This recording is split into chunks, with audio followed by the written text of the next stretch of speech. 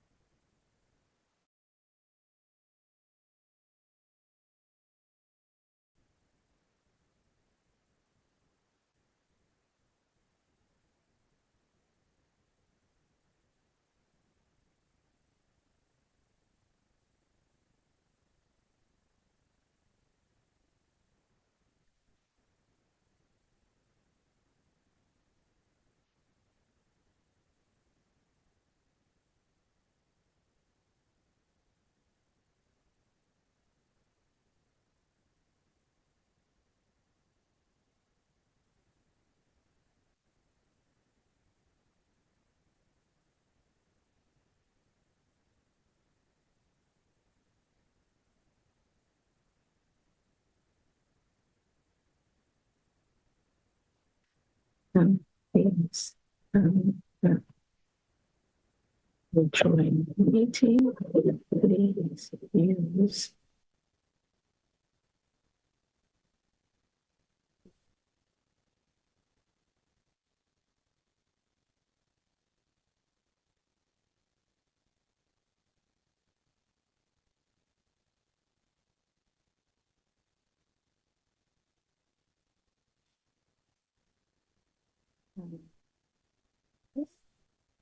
delegation DPME delegation deputy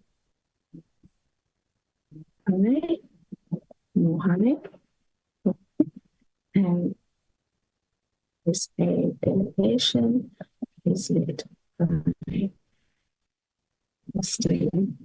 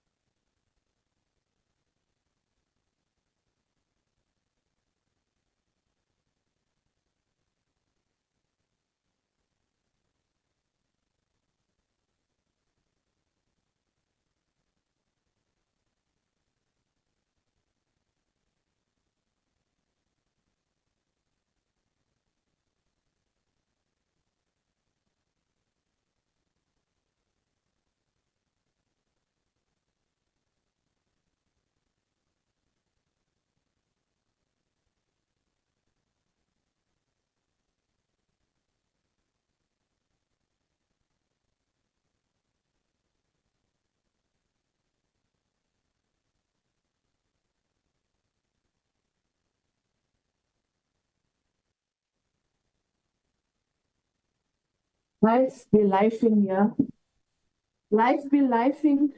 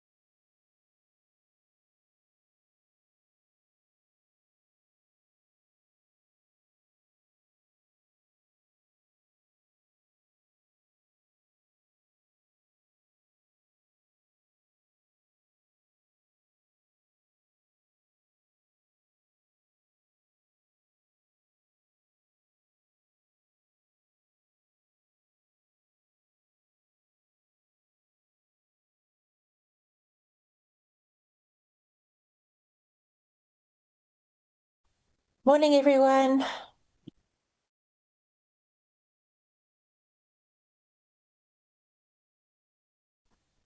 Morning, Honorable Christie.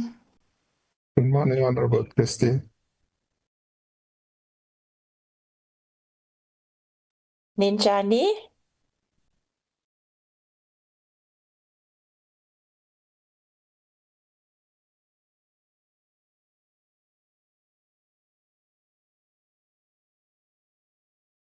We're doing well, Honorable Christie, under the circumstance.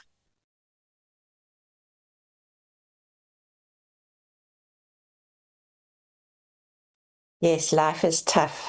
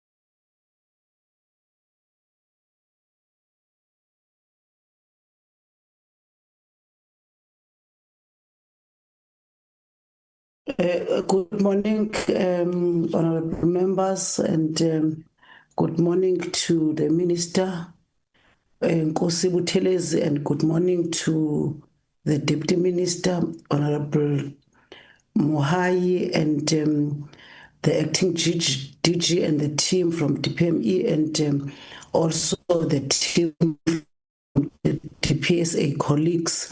Good morning to everyone. We can start, MNT, and can you flight the agenda for today?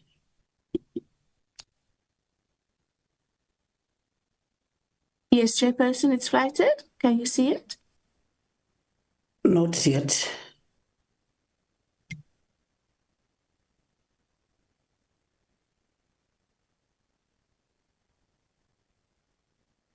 Okay. And now, Chairperson? Yes, thank you very much, MND. And once more, honorable members and colleagues, good morning. That's the agenda for today with, in the main, with two items. One, the item on the national framework towards the professionalization of the public sector, and also the second briefing then will be the DPME on the development and the status of the integrated planning framework bill. Honorable members, we are gathered today to discuss a critical component of our national development agenda, the national framework towards the professionalization of the public sector, aiming at enhancing the capacity and the capabilities of our public service. And the president have made it clear that building an efficient, the capable and ethical state is our foremost priority, essential for delivering services effectively to all South Africans and achieving goals set out in the National Development Plan 2030 and the Agenda 2063 goals. And the Department of Planning, Monitoring and Evaluation plays an indispensable role in ensuring that this vision translates into tangible outcomes across all spheres of government. And to the Department of Planning, Monitoring and Evaluation, this function is the heartbeat of accountability and effectiveness. And the purpose of this presentation today is to provide an update on the rationale, the aims and objectives of this framework and the progress made since the adoption in 2022 in the 6th administration to build a capable and professional state.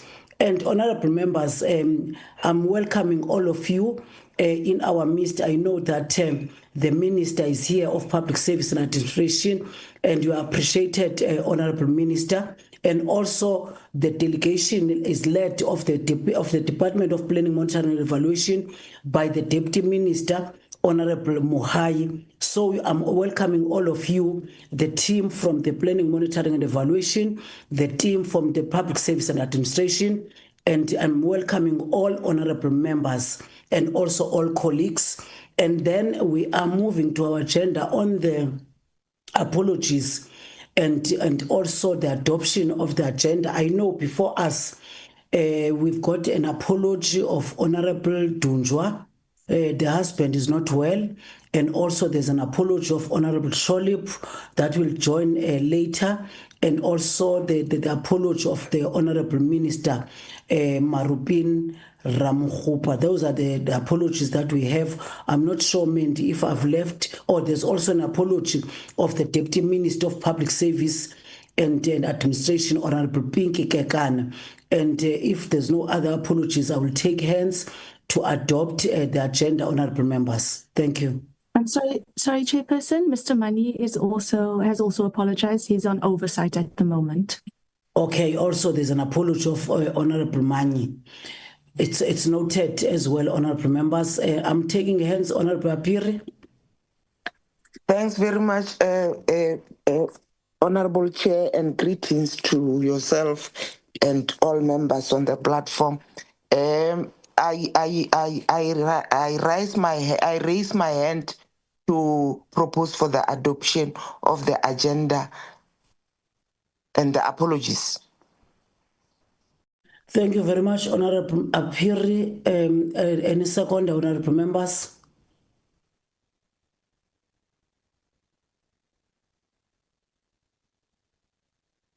Thank you, Chair. I move to second the adoption.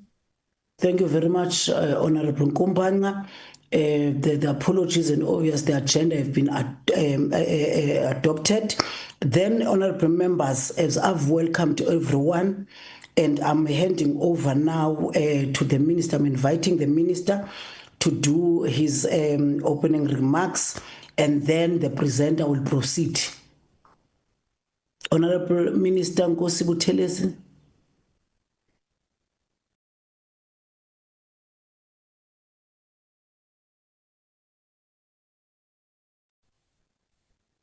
Apologies, Chair.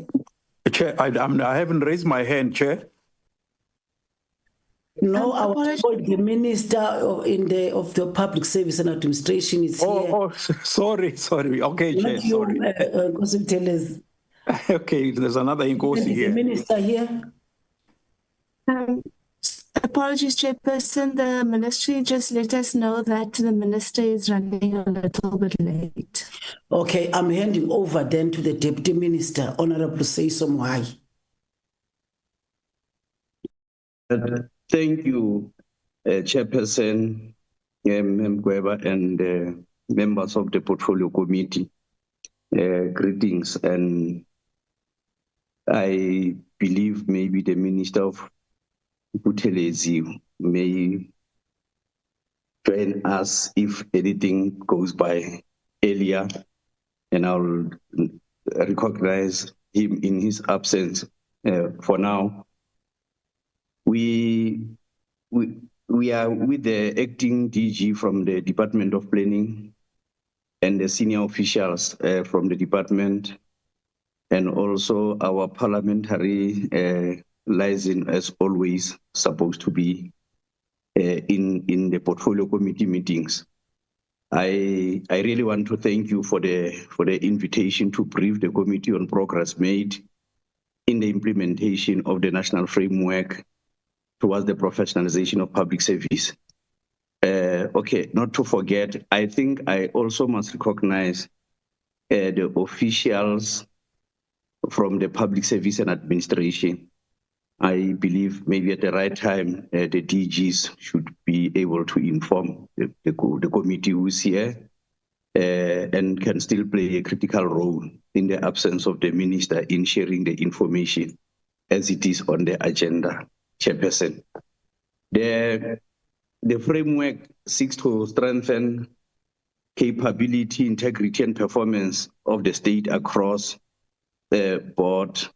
As you correctly pointed out, the president call on the capacity of the state is something that cannot be postponed.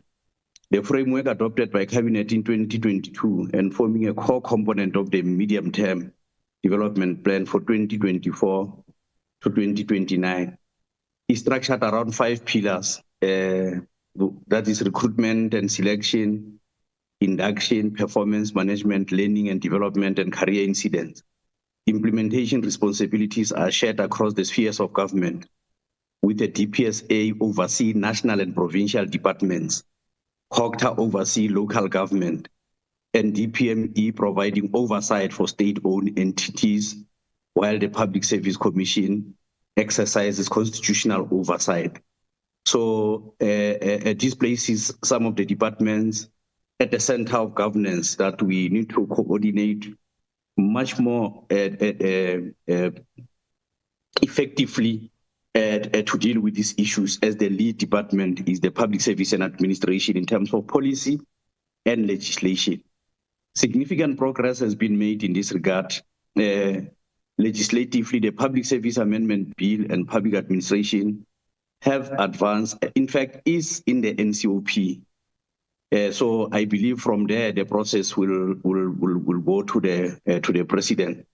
If I recall, there were some of the issues that were raised by about 3 provinces. So I don't know at the latest process, however the DG can update. So although investigative capacity remains limited, as only a small proportion of flag cases have been fully processed, there are issues of compliance, I must say, compliance with lifestyle audits rose markedly from a certain percentage to a higher percentage 2023 and also in 2025. That explained the limited capacity in terms of investigative capacity. So we have to deal with issues of compliance and financial disclosures, which are high at a rate of about 96%. So in local government, the implementation of municipal staff regulation, we're working that it should strengthen issues of recruitment standards, screening processes, and organizational design across municipalities is a key focus. But also, we're paying dedicated attention across the state-owned entities. Standardized CEO board appointment methodology has been developed to strengthen governance, accountability, and ethical leadership. And I must say, many state-owned entities has been, memoranda has been serving to cabinet, where the minister sits to deal with composition of state-owned entities, the boards, and the capabilities, but also address even issues of gender equity. I believe at some point the template could be presented, because there's been series of state-owned entities presenting to cabinet to comply with these areas, but also to improve on the previous issues of governance that has plagued the state-owned entities. So which is consistent to PFMA. So there's a lot of progress that is made in that instance.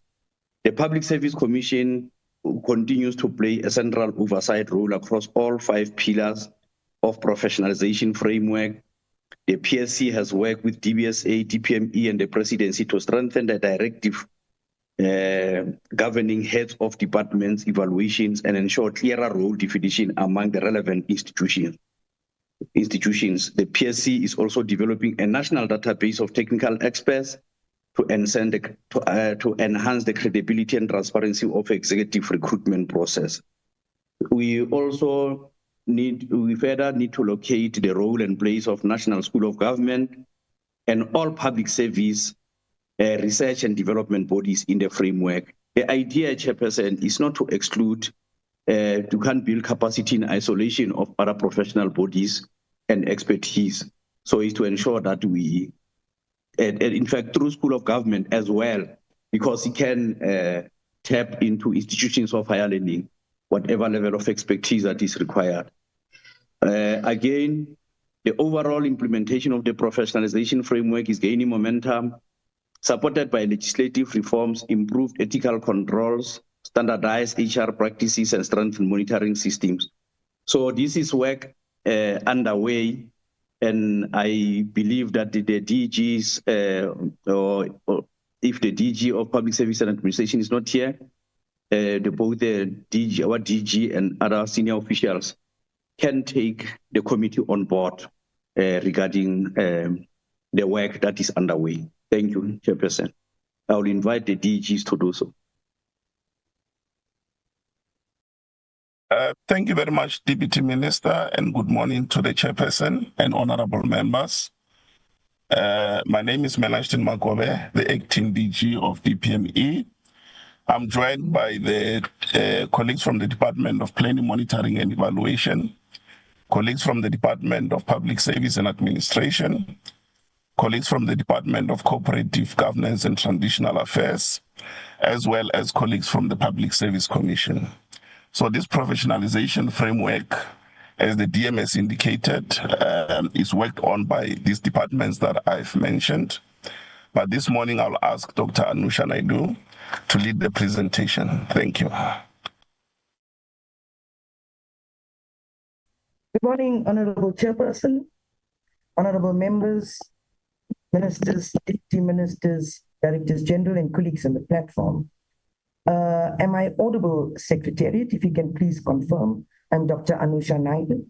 I'm the acting DDG for HR M&D at the Excuse me, Dr. Naidu, understand DG Vukela is on the call. Perhaps he would like to say something as well. I missed that he's on the call. Apologies. Yes, sir. If you can please give us 1 second. The DG is here. Thank you. Thank you very much, Honorable Chair, and the DGs and ministers on the call. My name is Wole Vukela. I'm the DG for the department. I'm with Dr. Anusha here, who lead us with the presentation. We want to appreciate the remarks made in introducing the subject matter in terms of how we collaborate with COCTA, PSC, DPME, as a DPSA that lead in the front in terms of organization.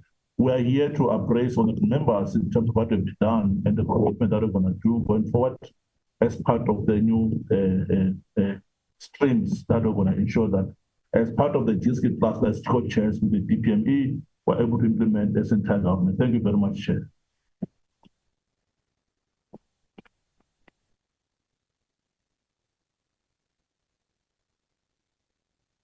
Honorable Chair, with your permission, may I please proceed then with the presentation?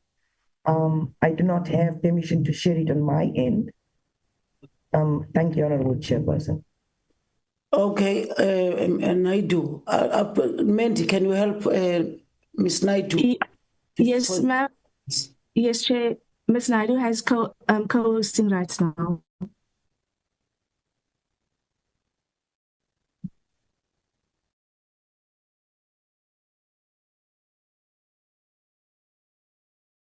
You can proceed, Ms. Naidu.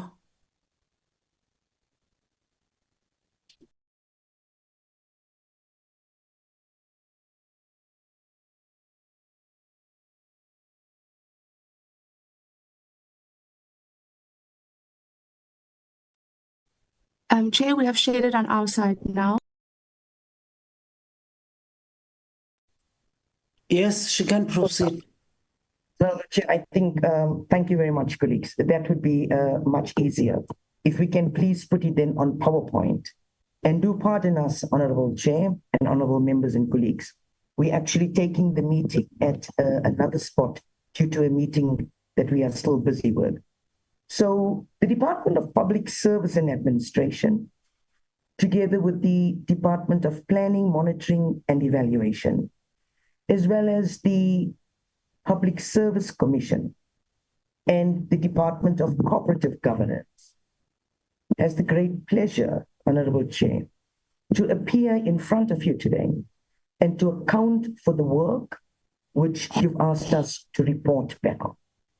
I think, Honorable Chair, although the discussion or the request was for the DPSA to appear in front of you together with the DPME, but what we have done as indicated through the GSKIT cluster, we're trying to provide you with a single public sector view where we look at all spheres of government, particularly national, provincial, local government, as well as touch on the state-owned enterprises and the role then of the Public Service Commission.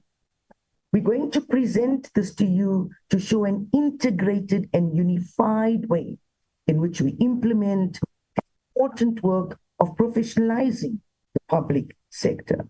We want to do this also in a symbiosis way so that we show you mutual dependencies, mutual interdependencies, and mutual connectivity and interrelation. If we could please move to the next slide. Thank you.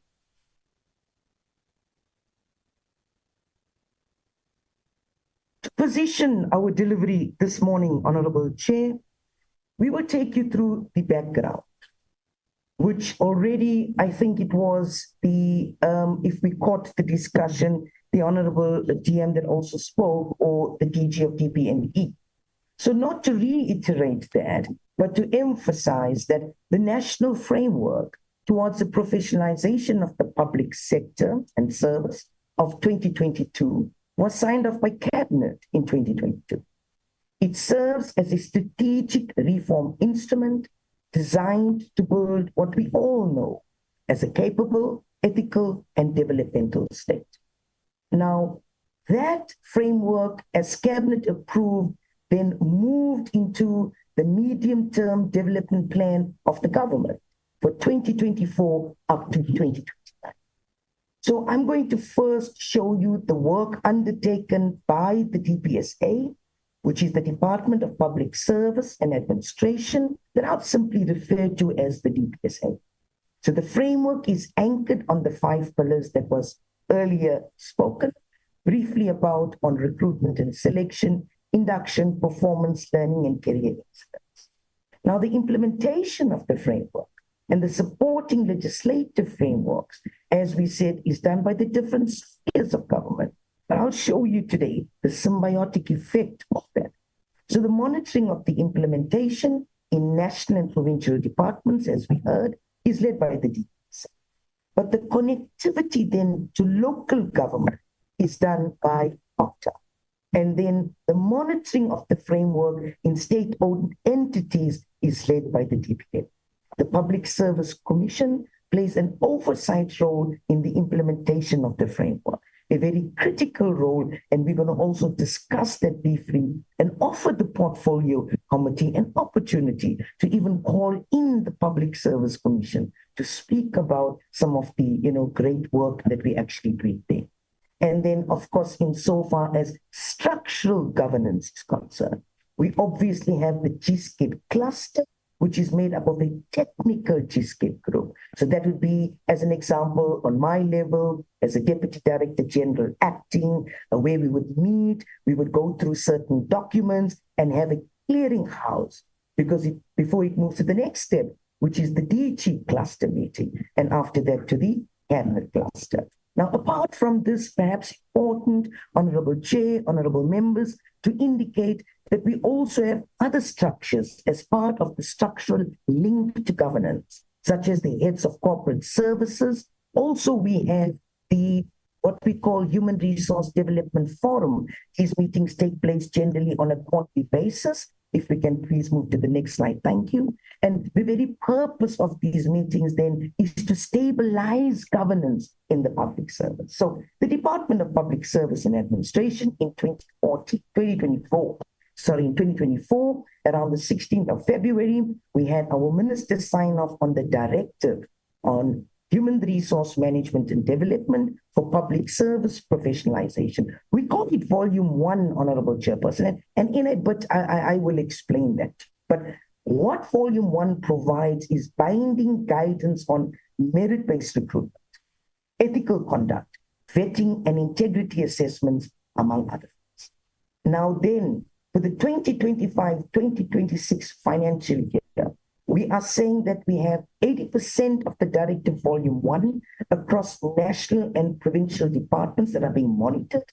We've also designed what we call a professionalization maturity index, which in Q4, we would be able to display, where we are in terms of implementing those targets at departmental level, those norms and standards, and making sure that throughout this process, we are audit ready. In fact, I could say it up front, Honorable Chairperson, that audit ready is also taking place at the DPME and at COPTA for the SOEs and local government. So far, we've got 6 data cycles that we've completed, where we will measure leadership stability, institutional maturity.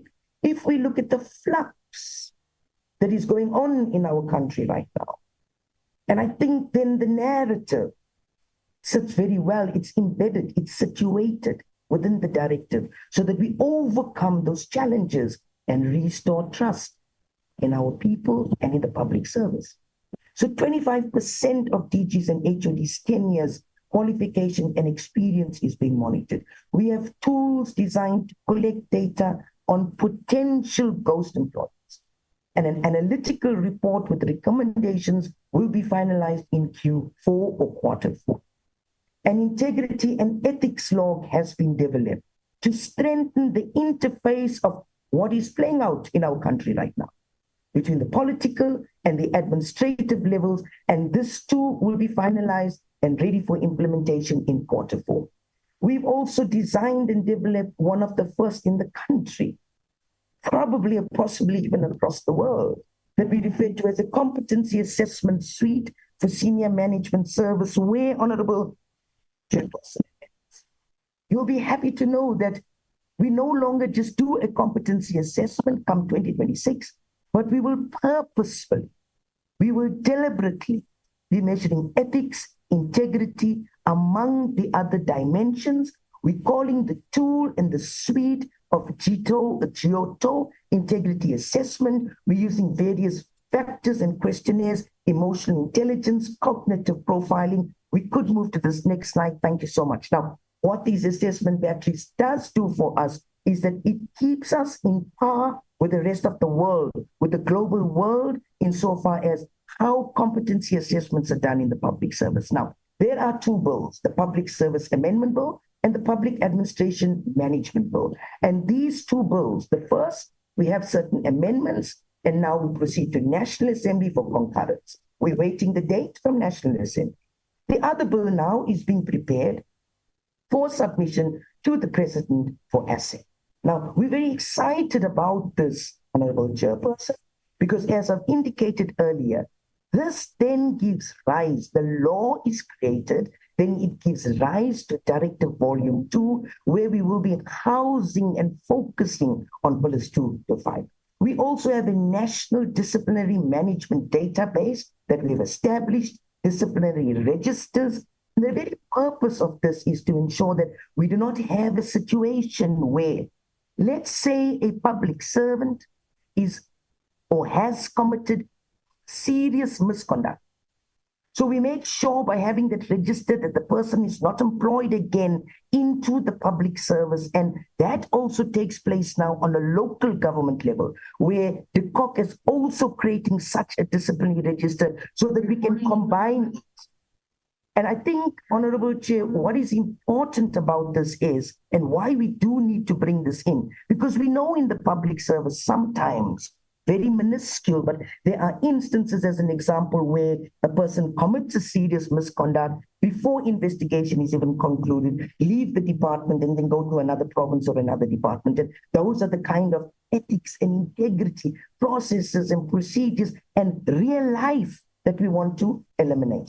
We do mandatory 5-year department skills audit to inform targeted learning and development. We're very futuristic as the DPSA on our HRT. And what is demand-led education? Demand-led learning and training and development. And that is what we seek to do as the DPSA. We also have what we used to call an integrated public service month that the minister has now changed into a yearly event. So almost every month and quarter, we don't just have some symbolic events anymore, Honorable Chairperson. We institutionalize accountability, ethics, citizen-centered service delivery. My apologies, Chair. I think the presentation was removed from the screen.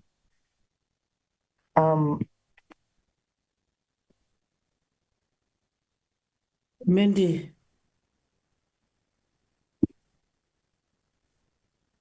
I think Mandy is also out. Nis. Rodney. Yes, Chair. I'll try to fix it now. Okay.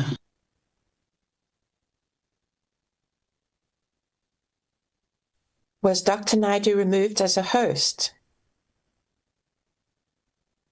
Oh, not really. I'm not sure what's the problem. I think it's Mandy. The network, I think Mandy is struggling with the network. But Rodney is here, will help. Okay, you can proceed, Anusha. Thank you so much. Thank you. I think if we can please move to our next slide. Because we've spoken now about the IBSM and how, or the Integrated Public Service Month, that we move over to a yearly program where we do activities fully throughout the year. Then when we look at the integrated frontline service delivery and service centers policy, that we busy developing, updating, revising to improve access, coordination and integration of government services across the 3 spheres of government.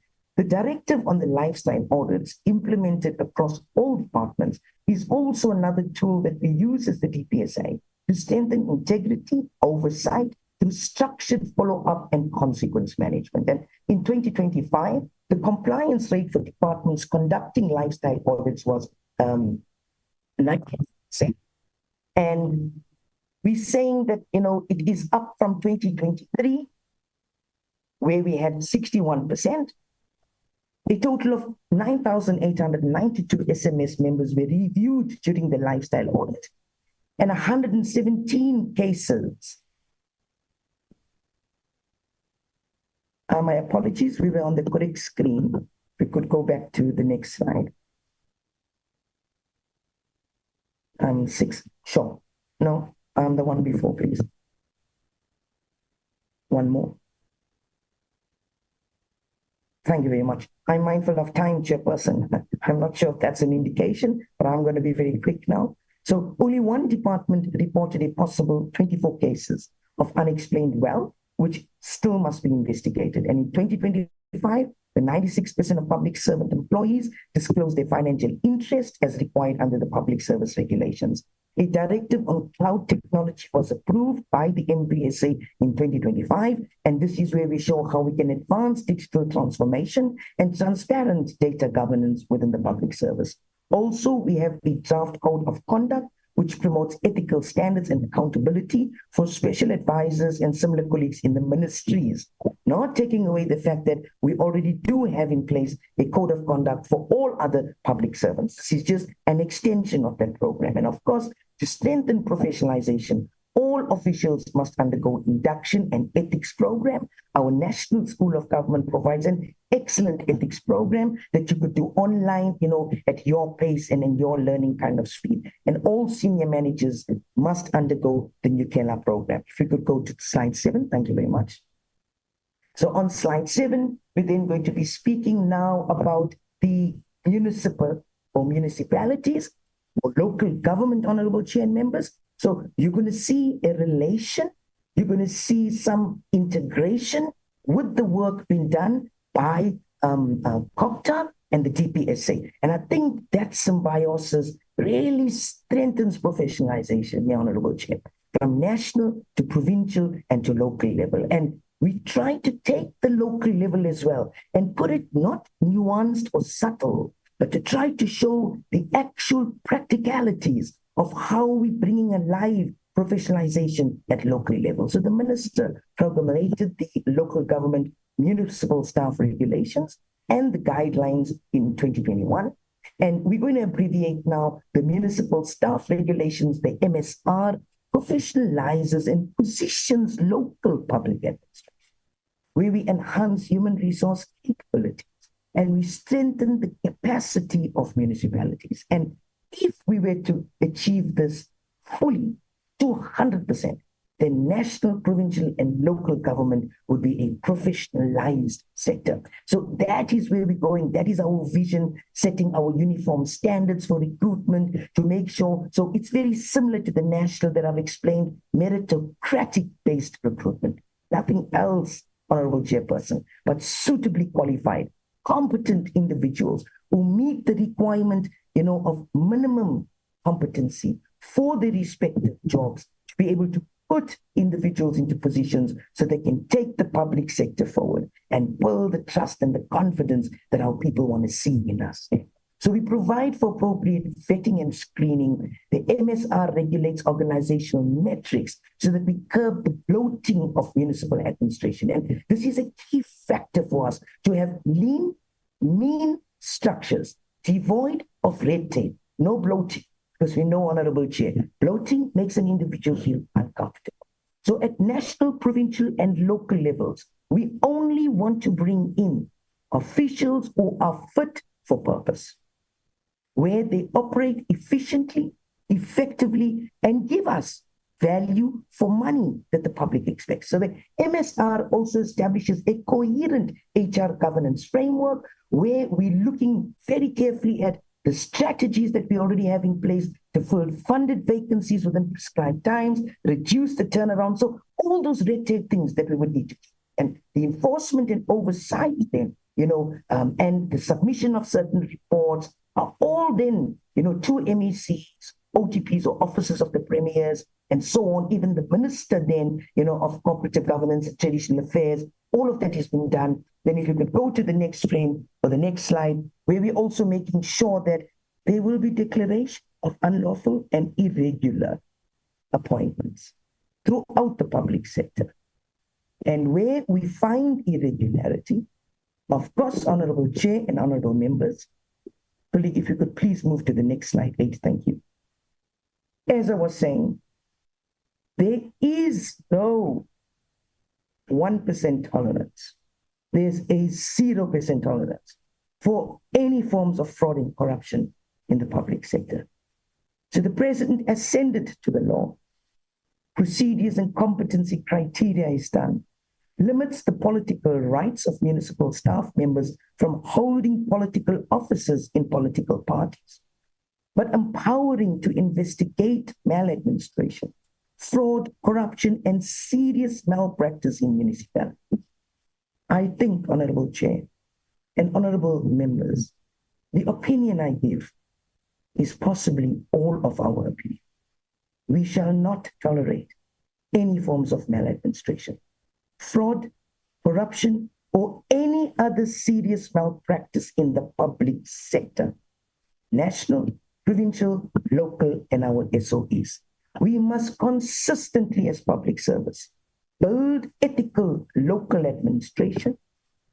We must make sure that staff are so-called blacklisted, as I've explained, for the national level. So if we could then go on to the next slide, slide 9, you'll notice, Honorable Chair, there is rather lengthy work that's been done by all the spheres of government.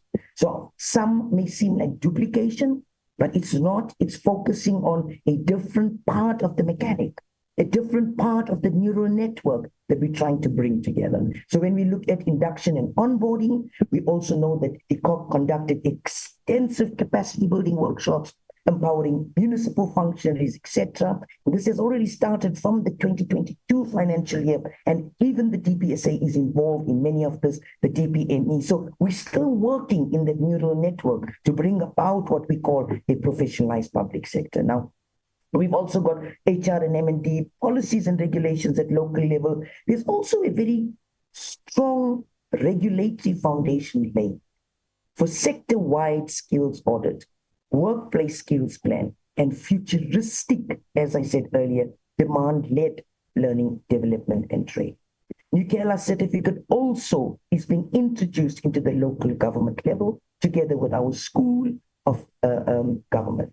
If we move to the next slide, we also see that municipalities, of course, have the performance management and development systems.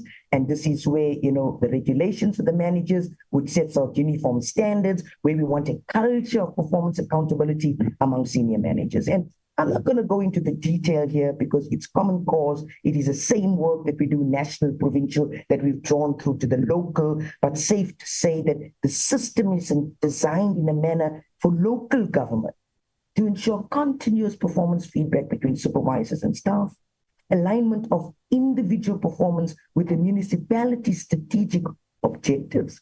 We know our IDPs, we know our SDBIPs, so IDP implying the integrated development plan. We also know the service delivery and budget implementation plan, and those mechanisms deal with substandard performance and consequence management in terms of poor performance.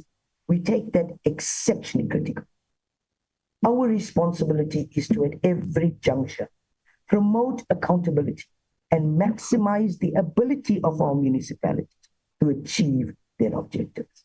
Now, I want to explain accountability, Honorable Chairperson and Honorable members, while my colleague takes me to the next slide. Sometimes, Honorable Chair and Honorable colleagues, we tend to complicate and make matters complex. And then we want to say, I cannot hold Anusha to account. So I want to explain accountability in its simplest form. Accountability means that as a public servant, you're given a particular piece of work, you've given a particular salary, answer for your actions and your non-actions.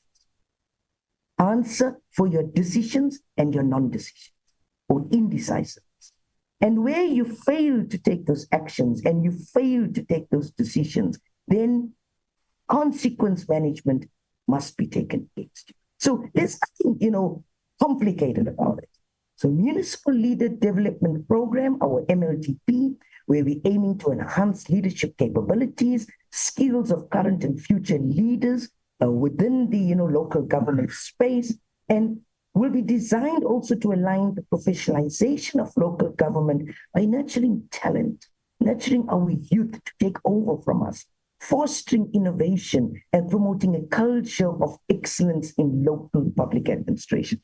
Honorable Chair, honorable members, as a DPSA, I had the good opportunity a week or two ago of attending the Human Resource Management and Development Convention under the Office of the Premier, where the Premier of KZN was present, and where we spoke about how do we take our youth and create opportunities for professional development, leadership skills, municipal governance and administration, strategic planning and management, engaging, how do we engage ethical and transparent governance, intergovernmental relations, and so on.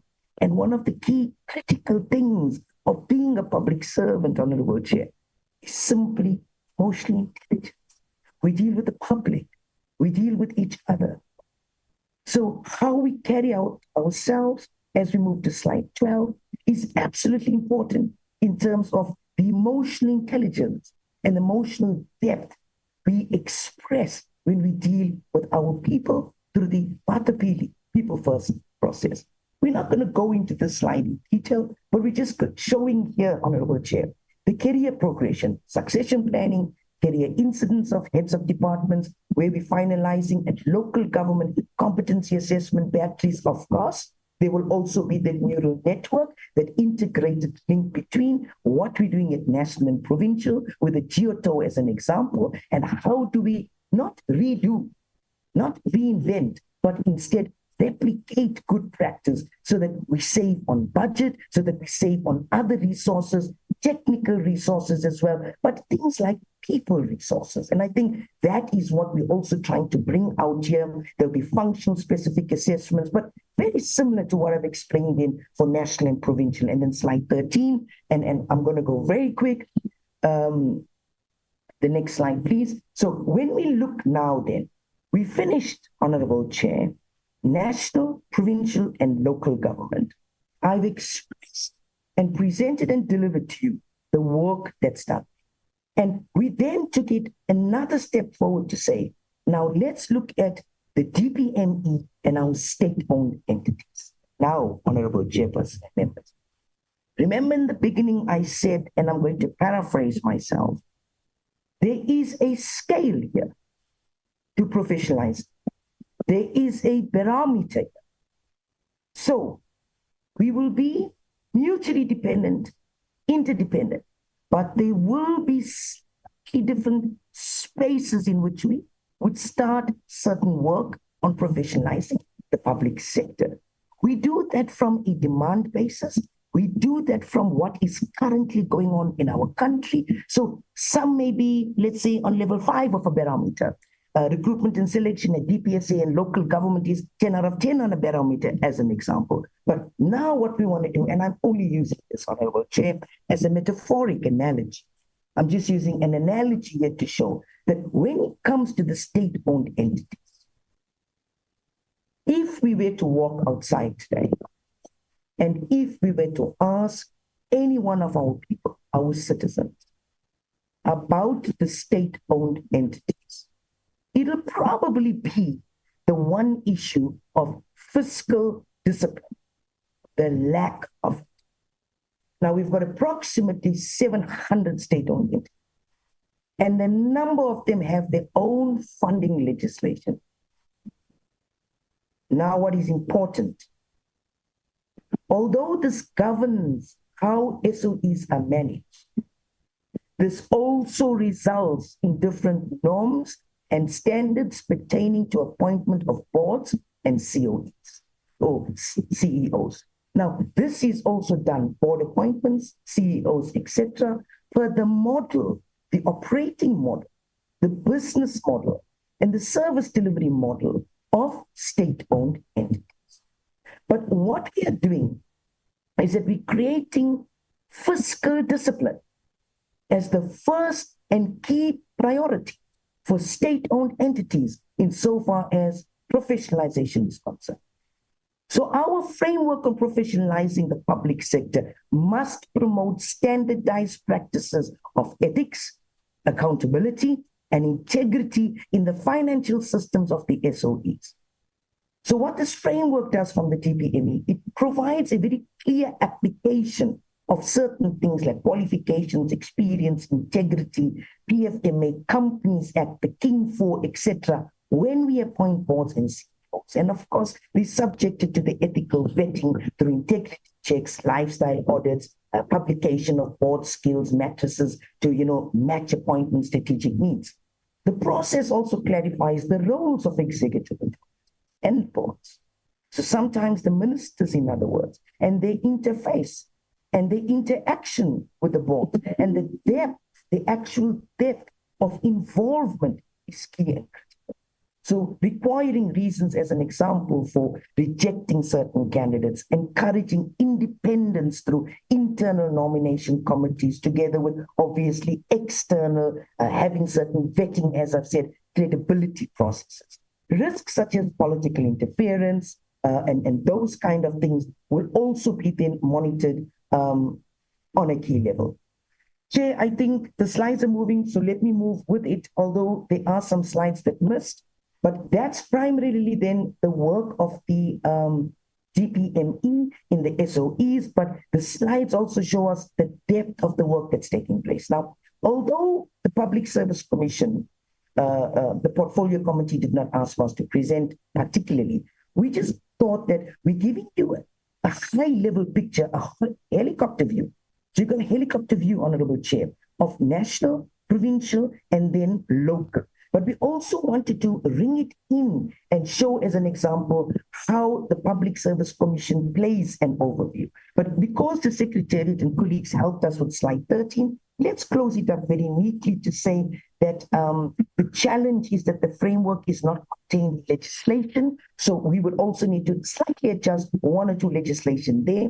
The National State Enterprise Bills, as we know, will enable merit-based board and executive appointments, reduce that interference politically, strengthen the strategic direction through the national strategy itself. And the bill will ensure that the board appointment processes then is legally binding. And as you know, Honorable Chair and members, it's not always easy when it comes to these bills because they're a lengthy process. We must consult with our people in the country. It's about the sovereignty of the country. So those kind of processes sometimes take a tad bit longer than we would actually like. Then on slide 14, what we say in the next slide, if you could go there. Thank you very much. All right. So what we're also saying here is then how will we implement, or what is the implementation of the monitoring framework? And this is for the public entities. We're saying the professionalization, the key crucial principles is embedded. Anusha, we keep missing you. I think there's a network problem from your side. I can hear her very clearly.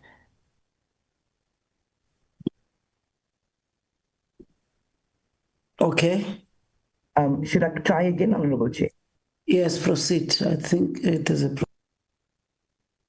Okay, sure. Thank you, ma'am. So I think then when we come to, as I said, the crucial, critical elements of professionalization or professionalizing our public entities, we embed this in the monitoring framework because we want to strengthen the oversight, the governance, and the performance. Now, state-owned enterprises self-assessments does reveal severe governance gaps, financial instability. Now, that is common cause, Honorable Chairperson. That is common knowledge. We see it all over. So what it requires, though, is that it demands of us. It demands very urgent action so that we can strengthen oversight, leadership, and fiscal discipline. And that is where the work of the DPME is so important in making sure that this framework, the monitoring framework 100% addresses that. And I think right now we're on the correct trajectory of where this is going. So while some entities perform well, and let's not discount that, we're proud of them as a country, but at the same time, weaknesses remain. Honorable Chair. And then we must be consistent on how we're going to be addressing this. So the framework has got 6 key principles, but the principles are very standard that you would put in such a framework. So we speak about the equity, we speak about the transparency, we speak about the performance-linked remuneration, and that is something important, perhaps, Honorable Chair, where it's not just about giving salaries there, particularly when it comes to state-owned entities. And when it comes to boards and things like that, we must tie the incentive direct to what we call measurable indicators that are key for the performance of the SOE and overall SOE performance, reinforcing a culture of accountability. There must be governance alignment. That's always standard with the laws. Affordability and fiscal prudence are non-negotiable, absolutely non-negotiable, Honorable Chair.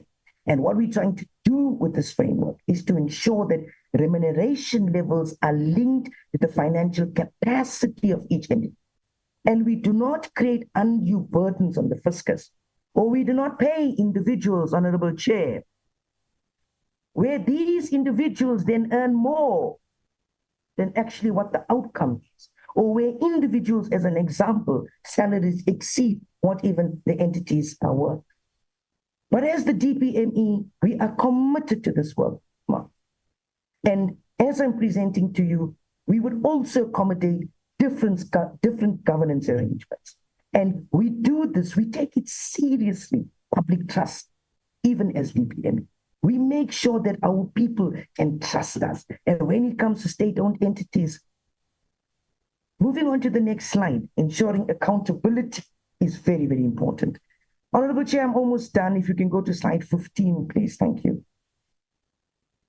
All right, so there is an implementing agent, there is an oversight role. If you could please go to the next slide, then there is a dual role. Now, what we call this, perhaps I could have said a little earlier to you, Honorable Chair, honorable members, but there's always a combined assurance model. Okay? So if you look at the DPSA national and provincial, if you look at COPTA, even if you look at the DPME, we issue for simple norms and standards.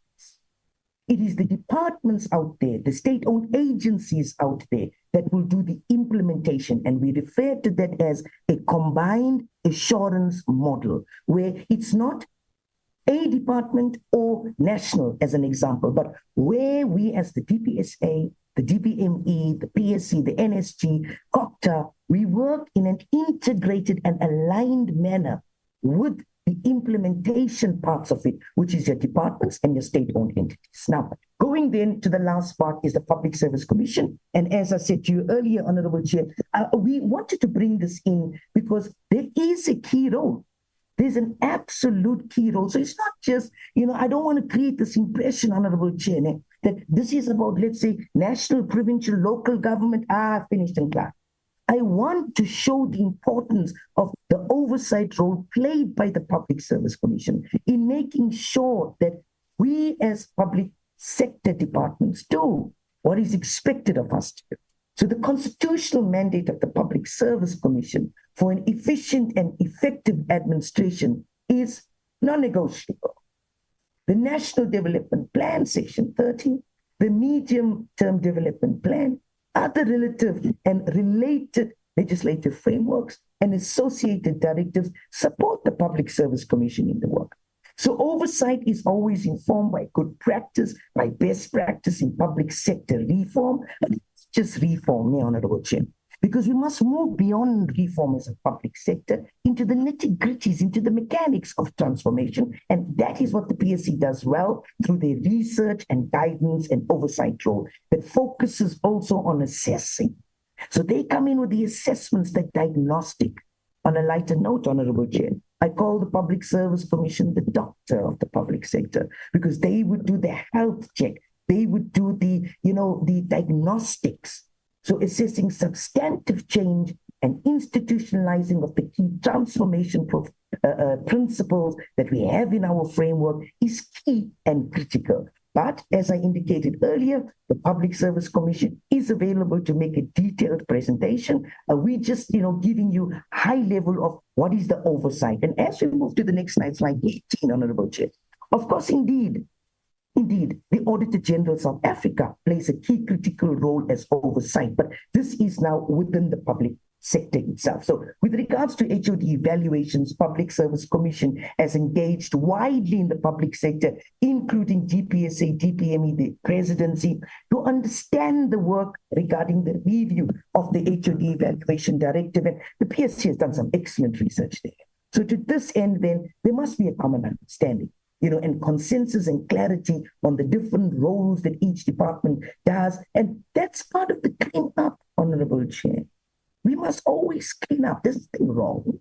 So there's nothing necessarily wrong, but we must zoom in. We must spot areas proactively so that we can clean up, so that we don't have this red tape, this bureaucracy, all of this, what we call duplication of effort. The more streamlined we are, the more agile we become as a public service. And those are the major stakeholders there. And of course, we know that, one of the key things, exciting things, Honorable Chair, that the Public Service Commission is doing is developing a database of pool of technical experts that the public sector must use in, the process of recruitment, selection, etc., where we improve credibility and transparency, where, as an example, technical experts from that committee must sit in every interview. Now, very nicely here was also going to come out if the directives then, or the law, the bills rather, if that goes through to, the president and it's all assented and stuff, then the interesting thing comes up is Volume Directive 2, which supports this work of the Public Service Commission. And then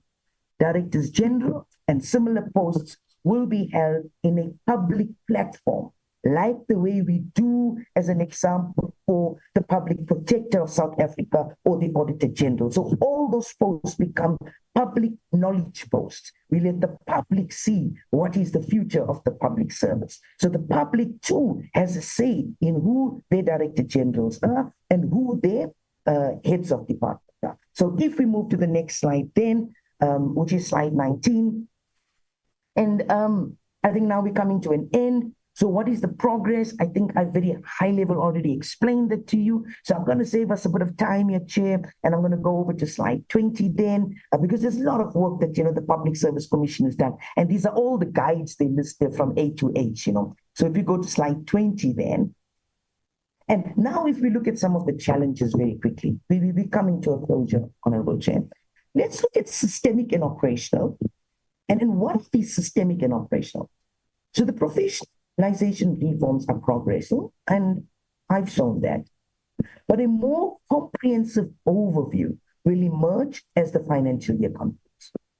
Also, the systemic and operational constraints that we see in the Auditor General reports. It also asks for a more targeted institutional strength. That is why we instantly started to develop and create the Professionalization Maturity Index as an idea, and that we would be implementing after we do our, reporting, verification, validation, and all of those processes, so that we can assess the maturity levels and, make sure that we do institutionalize and strengthen those institutions. So analytical capability, I think, within HR, M&D components across the public sector, and sure, fair enough, Honorable Chair, many other occupations as well, remains limited. And I think those are the type of skills that we must really try and get into the public sector. Compliance with merit-based recruitment controls is very, very important. How do we tighten and limited acting, limited secondments? I always say, Honorable Chair, when you create the law, you can't ask to deviate from the very law that you create. Because when you do that, you weaken the very institution that you're trying to build. So in 25-26, we will continue with the monitoring exercises, and some of the interventions I've already explained earlier, and they've also listed here, but I'm not going to duplicate that. And we didn't also want to give you an exhaustive list, Honorable Chair and Honorable Members, of challenges, etc., because if we do what is expected of us, which is what we're doing as the DPSA, the DPME, the Public Service Commission, and our COPTA, then, we can limit the kind of systemic and operational challenges. Then on to slide 21. And then when we look at slide 21, I'm almost to the end now. So I must say, thank you very much, Honorable Chair. Thank you very much, Honorable Members. I know I was a little bit long, but please pardon me, Ma. I wanted to show the entire public sector. And yes, some of the good work that we're doing there. Thank you very much.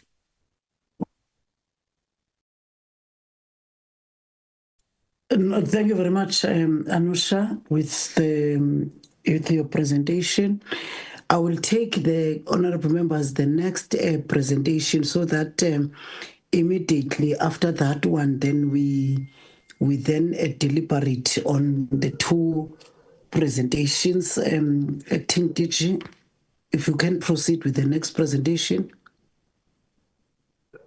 Thank you very much, Chairperson. I will then ask Mr. Majila to take us through the presentation on the progress that we have made in terms of developing the bill. Mr. Majila.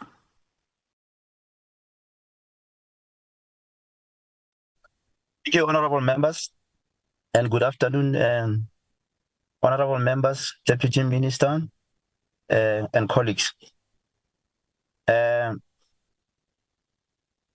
I'm simply quickly going to take you the process that we're embarking on as DPME to develop what you call an early legislation for the department. The DPME has been assist with this process to attempt to develop an early legislation since 2017. There are currently about 3 drafts that have been developed towards this goal. There was a National Planning, Monitoring and Evaluation draft that was developed in 2017. Then it was succeeded by the Integrated Planning Bill, which was premised on the Policy on Framework on Integrated Planning, approved by Cabinet in 2022. And then lately, it was the National Development Planning Bill. Now, the National Planning Bill was presented, really went to great length. It was even presented to Cabinet. I think it was in 2023, but it could not see the light of day for a number of reasons, key being the fact that it was really just focusing on planning and not taking into consideration other key components of the department, which is monitoring and evaluation. Now, the department is currently trying to develop a white paper. Like I'm saying, the previous white paper was just merely focused on planning.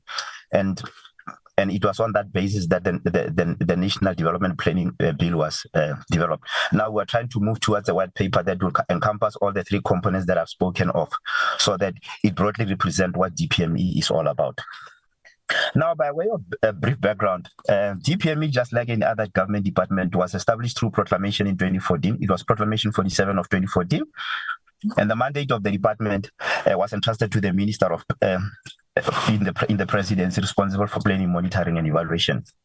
The goal or objective of the DPME, as is known to all, DPME is created to improve the effectiveness and alignment of government planning and implementation, and to ensure that developmental priorities are monitored and evaluated for impact. Next slide. Next slide. Now, because of or due to lack of an early legislation, there's been serious challenges that the DPME is trying to address. And one of those challenges is that there is no strategic clarity on the role of DPME, and that the mandate of DPME is, even though it's in a proclamation, it's not codified in legislation. There's also lack of coordination, integration, and cohesion when it comes to development planning by government. Weak links are also experienced between planning and budgeting processes, thereby creating misdirection of resources and under-resourcing of critical policy priorities.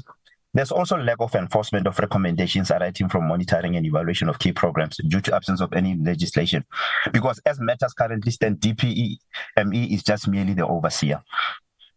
Next slide. Next slide. Now, what is the rationale for legislation? Key amongst the rationale for legislation is to address some of the things that I've just spoken about, creating clarity in as far as the role of DPME is concerned, and addressing all other challenges that the DPME is currently experiencing, and also to create certainty, clarify roles, duties, and responsibilities, as well as better coordination and integration. We're also seeking to provide enforcement so that DPME going forward could have teeth now in terms of implementing its mandate. Yeah, that's right. Let's move to the next one. So there's the proposed legislation. This is what the proposed legislation is intended to achieve. It is intended to institutionalize planning in government to improve suboptimal functioning of government, and also improve the impact and delivery and implementation of government transformation and developmental policies and objectives, and also address and remedy the disparities and fragmentations that are there in systems of planning, monitoring, and evaluation across government, so as to ensure a functionally more effective system to drive South Africa's developmental agenda, where all plans across all spheres are aligned to the National Development Plan. Next slide.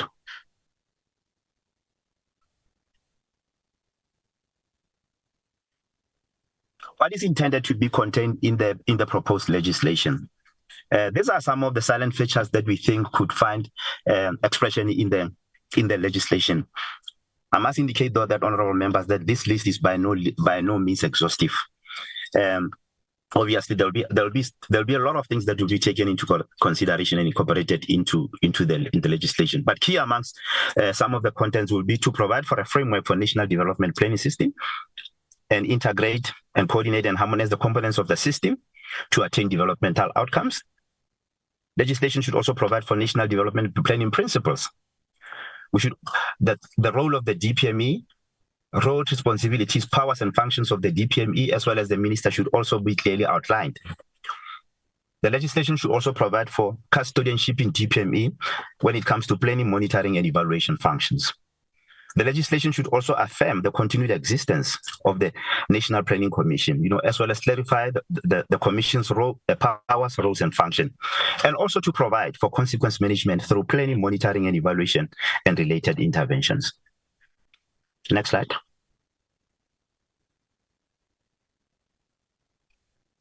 These are some of the proposals that are also being made from an evaluation perspective to be included in the proposed legislation. Like I said earlier on, if you look at the current draft proposal listings, it only stops to planning. It underplays evaluation and monitoring. Now we say in the new legislation that the definition of evaluation should be highlighted, and the definition of evaluation should be clearly set out in terms of how it's going to support planning, budgeting, accountability, and knowledge generations. It should also incorporate principles incorporating evaluation and evaluation values and standard consistent with professional practice, and align principles with national priorities. The bill should also indicate the role of the minister in as far as issuing the National Evaluation Policy Framework, National Evaluation Plan, and the related guidelines and circulars are concerned, as well as to require management responses and improvement plans from department and entities to address evaluation findings and recommendation. And it should also indicate the role of the department to execute technical tasks in support of the minister's role. Let's move on. Next slide. So where do we stand currently as a department? We are at the moment running two parallel processes towards achievement of the development of this particular bill. Key is the development of a white paper, like I said earlier on, that is going to move away only from addressing planning, but also capture monitoring and evaluation. So the department is currently developing a white paper as a policy basis for the legislation. But in the interest of time, we also said we should start preparing and drafting the bill as well, so that once the white paper is finalized, it becomes easy just to incorporate some of the key concepts of the policy document into the legislation in the interest of time. So that process to develop a separate legislation as well is about to begin as well. Next slide. And lastly, honorable members, this is just the timeline that we have set ourselves. As you can see, it's a very, very ambitious timeline to ensure that this time around, this development of an early legislation does take place, because this process is long overdue. Our intention is, if all goes according to plan, the white paper should be finalized around 27 February, and then the consultation should take place, but should be finalized around 30th April. Then comes approval by the cabinet in that particular fashion up until the bill is submitted to Parliament around November 2026. That's about it from my side. Thank you very much.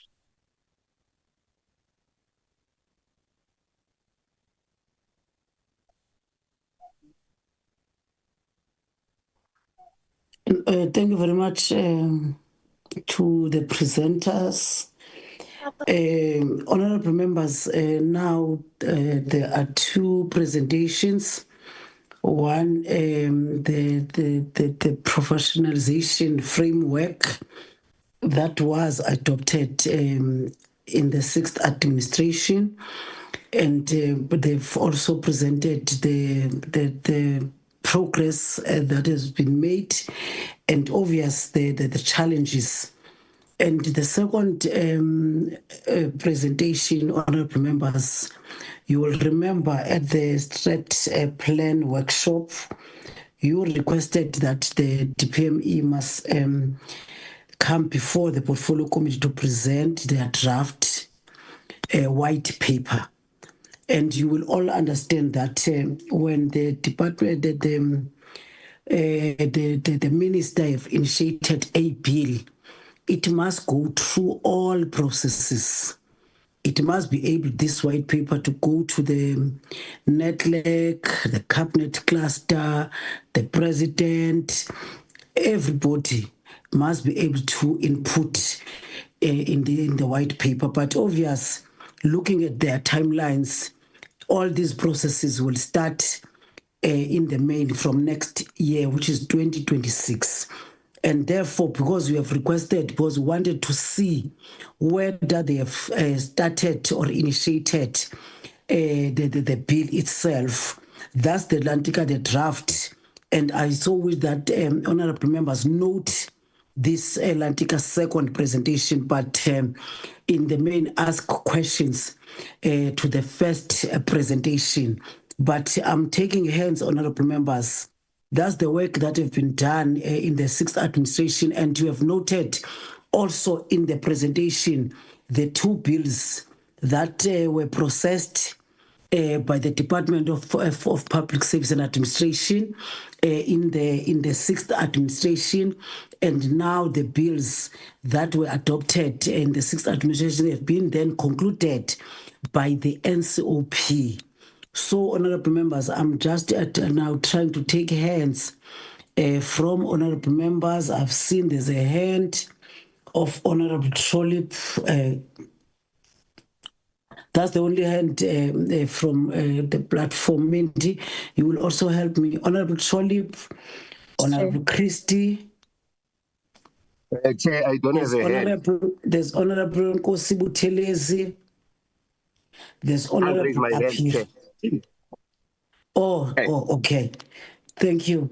Okay, there's Honorable Trollip, there's Honorable Christie, there's Honorable Apiri, there's Honorable Buthelezi, there's Honorable Matiwane,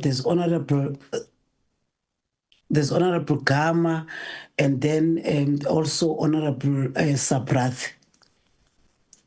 You will start Honorable Trollip, followed by Honorable Christie, Honorable Apiri, Honorable Nkosi Buthelezi, Honorable Matiwane, and Honorable Gama, and Honorable Sabrath. Chair, did you note my name, my hand? Oh, okay.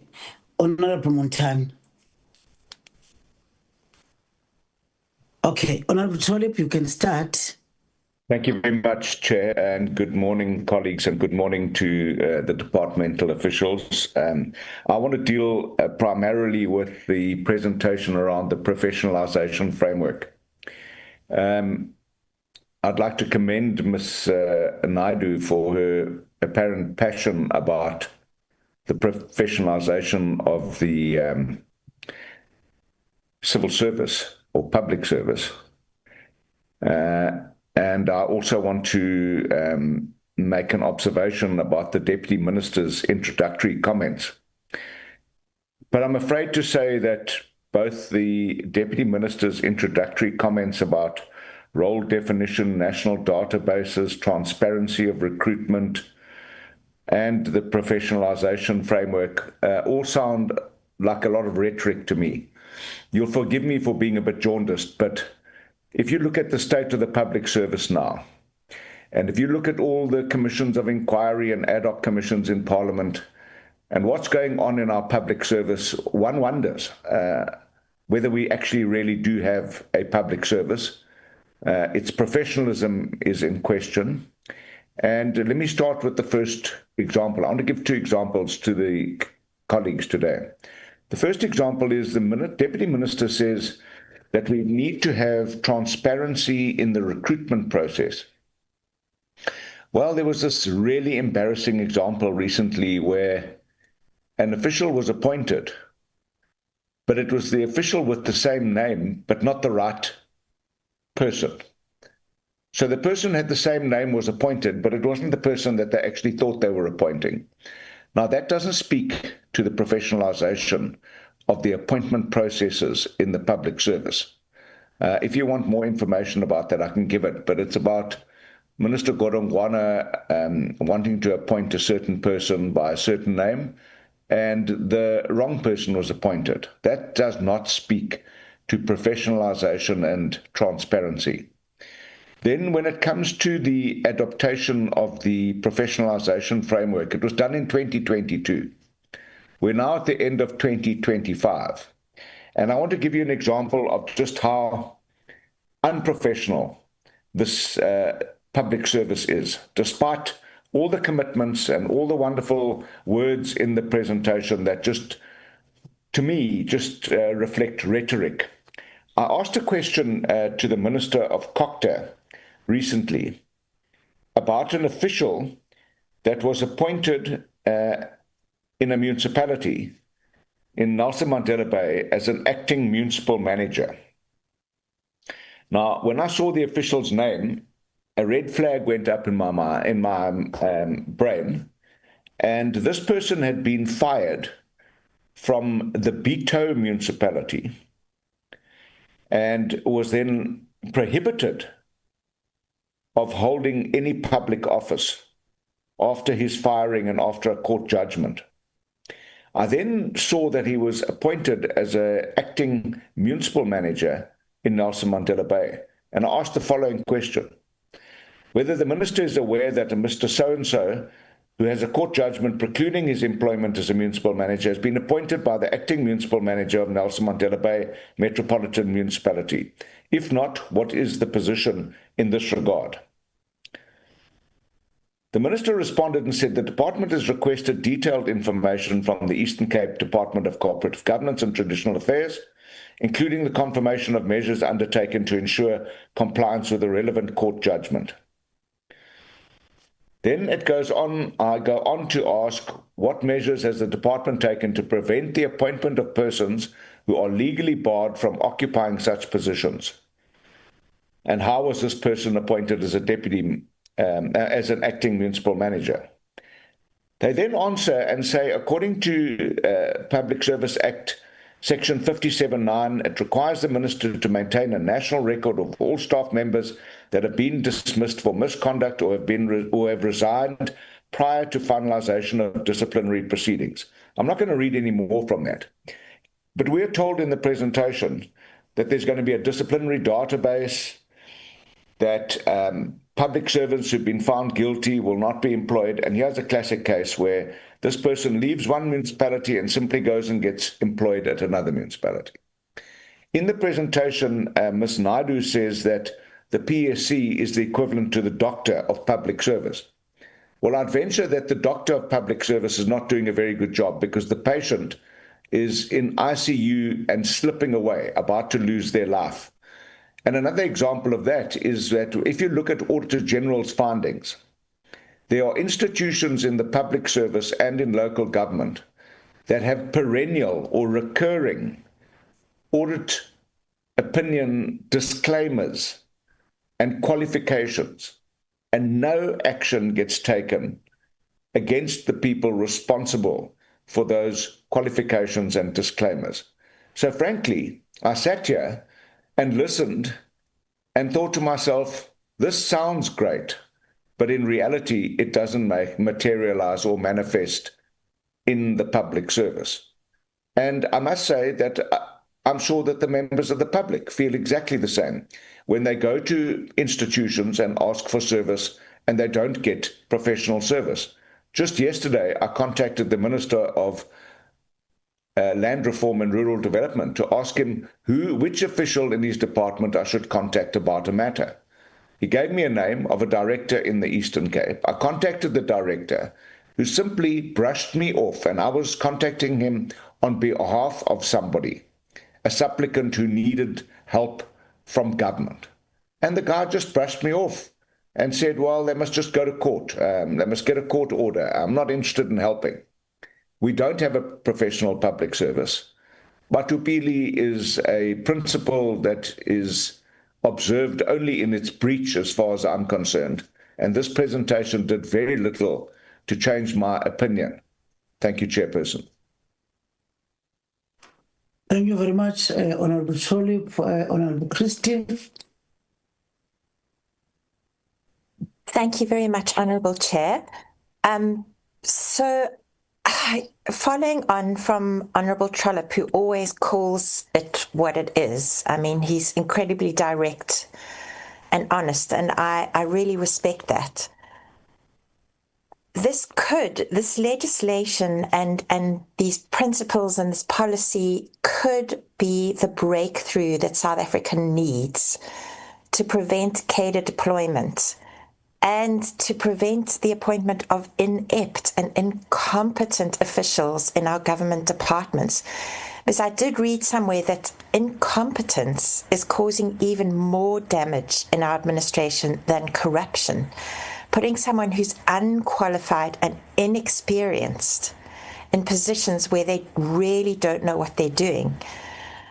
So I want to honor Dr. Naidu for her passion, and everything she said is commendable and really gives me hope. And being a South African, I am naturally very optimistic and positive, and I believe we can turn this ship around. I believe we can get South Africa back on the road to a place where our government departments, national, provincial, and local, as well as our SOEs, can get the job done. And it's as simple as just Nike, do it. Just do it. Just do your job. The concept of merit-based appointments is absolutely crucial. And I think we've lost our way very much, particularly right from the beginning of our new democracy, where the policy of the government was to put cadres, to put sort of loyal followers into high up positions in our administration, whether or not they actually were known to be people of integrity and qualified and competent people. And if I may, and I hope you're not going to roll your eyes at this, but I would like to point out one merit-based appointment, which is something commendable. So the city manager at the city of Cape Town, his name is Lungelo Mbandazayo. Here's an example of a merit-based appointment that actually shows how important it is to put a qualified individual in at the top and on all levels of the administration. So Mr. Mbandazayo, he grew up in the rural Eastern Cape. He got his first pair of shoes at the age of 11. He was educated in state schools. He's now in his early 60s, so he would have lived in the worst times of apartheid and really grown up seriously disadvantaged. He reapplied for the position of city manager. There were other contenders for the job. He got the job purely on merit. I have no idea which political party he supports. I don't know if he's an ANC member. I don't know if he's DA, IFP, EF. I've got absolutely no idea. All I know is that he knows what he's doing. He's passionate, like obsessed with getting clean and unqualified audits for the metro. To the extent, to the point that Cape Town is the only metro in South Africa that gets clean, unqualified audits from the Auditor General, where the tax money, where the rates are actually spent on service delivery. And yes, you'll say, oh, what about Khayelitsha? Khayelitsha is my constituency, so I'm happy to take you around Khayelitsha and show you how much money the city's spending on developing Khayelitsha. So there's a great example. And this man is isiXhosa, but he got there purely on merit, not on the color of his skin. So I see from the presentation from Dr. Naidu that we, as the Portfolio Committee for DPME and the DPME, are responsible for overseeing the implementation of merit-based appointments for state-owned enterprises. And yeah, this is essential because we know that between 2008 and 2017, state-owned enterprises were ground zero for state capture. And what happened was that the government put friends and family and business associates onto state-owned enterprise boards, including the Guptas. Obviously, they got in there, and into senior executive positions, and they were absolutely hollowed out, to the extent that state-owned enterprises that were running at a surplus are now owe hundreds of billions of rands in debt. And how are they supposed to function? How are they supposed to invest in infrastructure and provide services? And you see how Eskom has now, because of the debt, because of the hollowing out, has had to raise prices that are unaffordable, and industries such as chrome smelting industries have had to shut down. We're not able to beneficiate our own minerals because the electricity price is too high to be able to do that. So, I mean, we need a framework in our SOEs to open up, because corruption is still happening in our SOEs. There's still no openness and transparency in board appointments. The directors of state-owned enterprises are still appointed only by the president and on recommendation of ministers. So it's a small, closed circle of people who are getting to serve on these boards. One person serving on 16 state-owned enterprise boards, getting a salary for each position. I don't know how that person is doing his job of oversight and governance. And we need a framework to open up the opportunity to serve as a board member on state-owned enterprises to all qualified, competent, and honest South Africans, not just a small, closed circle of government cadres. So, yeah, there is so much work to be done. As Honourable Trollip said, it looks so great on paper, but we've got to actually get it done. We've got to implement this. We've got to make it happen. And I don't know if it's a worldview or culture, but the government is not there to give sheltered employment to friends and family. I'm almost done, Honourable Chair, but I'm so passionate about this. I've been in the Eastern Cape where the little municipalities are bankrupt and the roads are almost impassable. And I heard that, what happened is that the people in the municipality and the manager and the council are employing all their friends and family. And so all the rates and taxes and subsidies from national government are going to employing my cousin doesn't have a job, my sister doesn't have a job, my son doesn't have a job. So the whole budget is going on salaries to give jobs to family members who sit there doing nothing, who are unqualified to do anything. And none of the budget is going towards infrastructure, maintenance and development. The roads, Grahamstown, where my kids went to school, Makanda now, seriously, you don't know where the lines are because there are no lines. The roads university students cross at a zebra crossing that everybody knows was once a zebra crossing, but is now just gravel. So it's absolutely messed up. It's a massive job. And I love this framework. I love the Public Service Commission. Let's just do it now. Let's do it. Let's make it happen. And you have all my support. I'm very much focusing on state-owned enterprises because that is our mandate in the committee for the DPME. But it is a mess, and we've got to really get all hands on deck to root out corrupt, greedy, thieving public administration officials. Dr. Naidu said fiscal discipline. She mentioned fiscal discipline. If I can just summarize what that is, it's don't steal, firstly, and don't give tenders at massively inflated prices to your friends and family and business associates so that you can get a kickback and some grossly inferior little sort of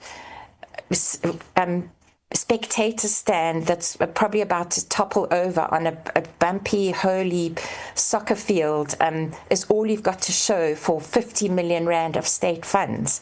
It's disgusting. And my only question for Dr. Naidu is, can you please tell us how the National Disciplinary Management Database works and how, as Honourable Trollip said, you know, corrupt people are being reappointed. So how are we going to make sure that this database actually works? Thank you so much, Honourable Chair. Thank you, Honourable Christie, Honourable Apiri. Thanks very much, Honorable Chair. Let me appreciate the presentation by Naidu. Chair, yes, the presentation gives us hope because professionalization indeed is a need in the public service. But I just want to mention the observations of issues that are still weakening our public service. Chair, one. Yes, I suddenly need. Honourable Trollip, can you close your mic? Chair, one, I want to speak on the compensation of employees. When you check in almost all the departments and our municipalities, the compensation of employees, Chair, is taking a larger chunk, which is supposed to be going to service delivery. The budget goes to the compensation of employees, and I think maybe you would want to know what DPSA is doing to mitigate this, or what plans are they having in terms of making sure that this challenge is being dealt with, because a larger chunk of the budget is going to compensation of employees, and this is a challenge, Chairperson. Chair, there is still issues that are picked up by AG of non-compliance of the legislation. And this also, Chair, is impacting negatively on the progress of the professionalization that DPSA is having a passion of dealing with. The departments and municipalities, Chair, are losing a lot of specialized skills personnel, and that is impacted due to the incentives that they get in the public service, in the private sector. And this is also, Chair, a challenge that we think need to have a solution to make sure that the challenge is being dealt with. These incentives, I think the incentive system for me needs to be elevated so that the public service doesn't lose personnel with specialized skills. And as there is another challenge, Chair, of outsourcing of duties by the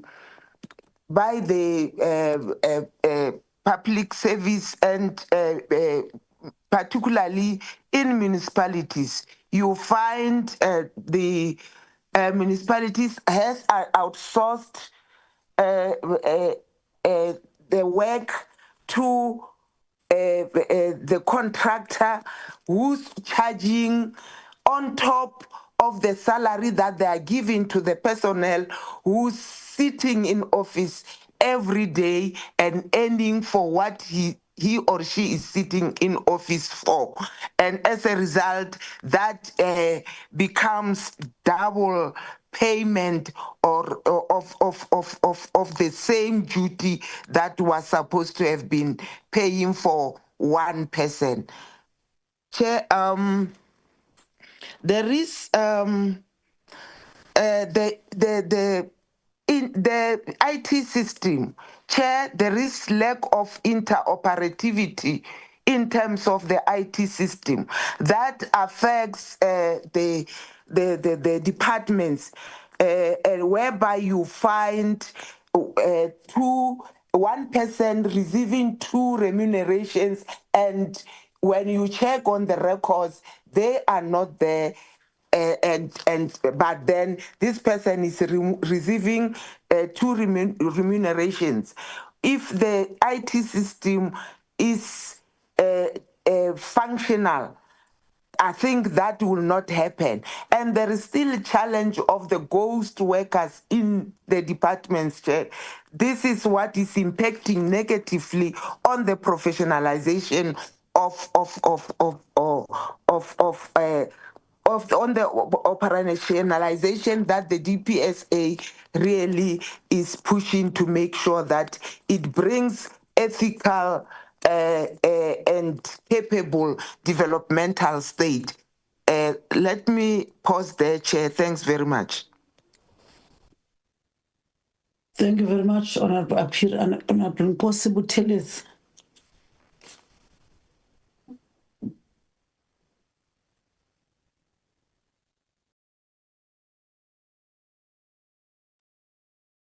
Nkosi Buthelezi.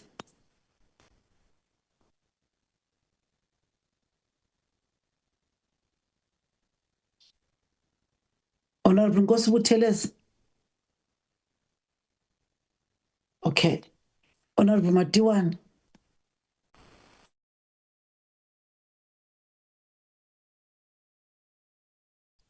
Thank you, Chair.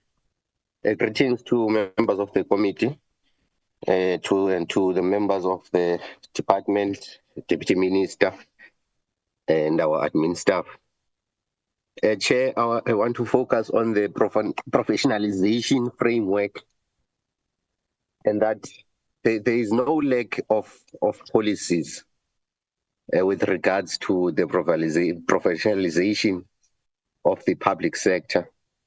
What we are failing at is at the implementation stage, because the prevailing culture within the public service is that of impunity and a poor work ethic as a result of no consequence management being put in place whenever wrongdoing has been found to have been done by public servants. They are let off the hook. So that continues to collapse the public sector in that particular manner. For example, in local government, for one to be employed as a senior manager, they need to complete a certificate in financial public management, a CPMT. However, when you look at the amount of irregular, wasteful, unauthorized, and fruitless expenditure, you would swear that these people that are employed have no clue of financial management, which is not the case. These are fully qualified professionals who are taken into the public service, but there is no performance monitoring. Where there is no performance monitoring, people will do as they please, because they know even if they do not do their job, even if they do not meet their key performance indicators, at the end of the year, they will get their bonuses. So what the professionalization framework should focus on the appraisals, performance appraisals, because I think that is where the public service is lacking. There is no proper monitoring of performance of public servants, and also to look into integrating millions of unemployed graduates that are sitting at home into the public sector. It is not enough to employ them through these learnerships that only last for 6 months and then you let go of them. Losing that investment that government has done in improving this person, you lose that because you do not absorb these people into the public sector. So I think those are some of the things that government needs to look into. It's good, it's well and good that you come with policies, but policies mean nothing if they are not implemented. If there is no political will to implement these policies that you put in place, we will continue to have a rotten public service as you currently have in South Africa. Thank you. Thank you, Honorable Matiwane. Honorable Teles, are you back? Okay. Can you hear me now, Chair? Yes. Can you hear me, Chair? Yes. Yes, Honorable Teles. Okay. Thank you, Chair. I just left a message that my mic was open. I could hear everyone, but you couldn't hear me. But anyway, thank you that I'm audible now. Good morning, and thank you for this opportunity.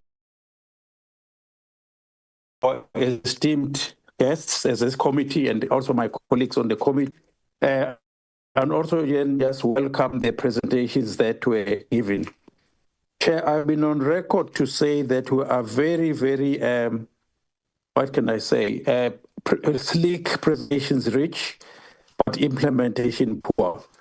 Because the presentation, I tell you, can be very motivating because we're in a very privileged position that as a committee and as all the people who are on the platform like this one right now, we are aware of what is happening. My problem all the time is at what point do all these things get felt by the people who it's intended for at the coal face? Because if you take one example of professionalization, it always seems going the opposite direction. I mean, right now, if you go to most of the departments, people, myself, Honorable Trolley just shared his own experience yesterday. I can share my own. You get rotten service. So I don't know whether then this at what stage will it trickle down? I mean, at the moment, all these things that are happening, they are good sounding, very, very impressive. But I just think that it falls short of the people that it's intended for. One other thing I would like to comment on, Chair, is the issue of police lifestyle. I did not hear. I think what was deafening by its silence was that it was a management. Consequence management. It's wonderful that the systems are there to make sure that you catch these people and whatever. And there's no way that the exercise yielded no delinquents in terms of that, but not only on that sphere, just generally. I know that we talk that more than we see on this committee. Sometimes it will be very helpful to see here are the steps, very, very specific steps that were taken to address this recurring problem.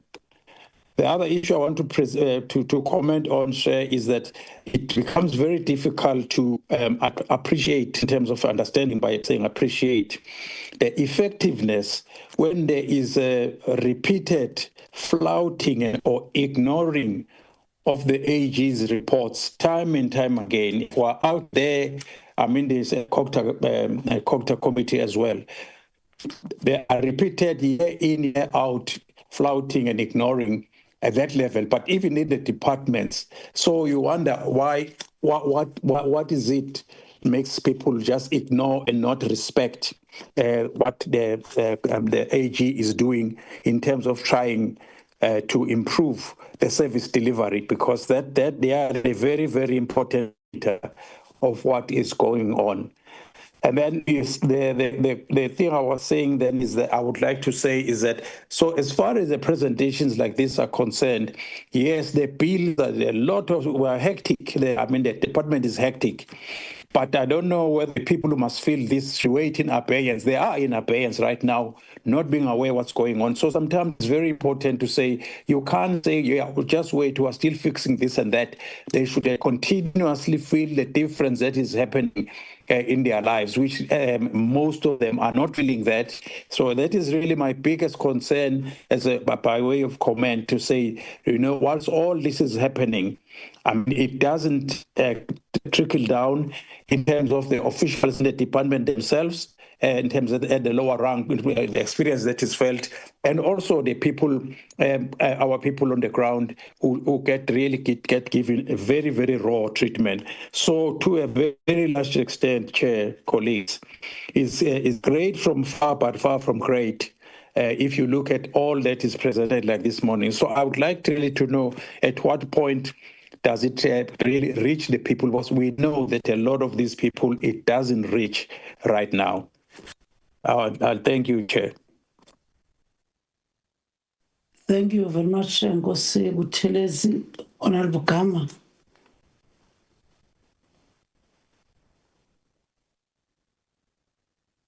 Honorable Gama.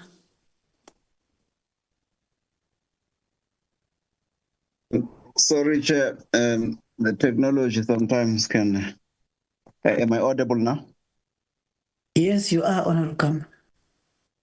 Yeah, good morning to the Minister of Public Service and Administration, who I believe has arrived, and the Deputy Minister.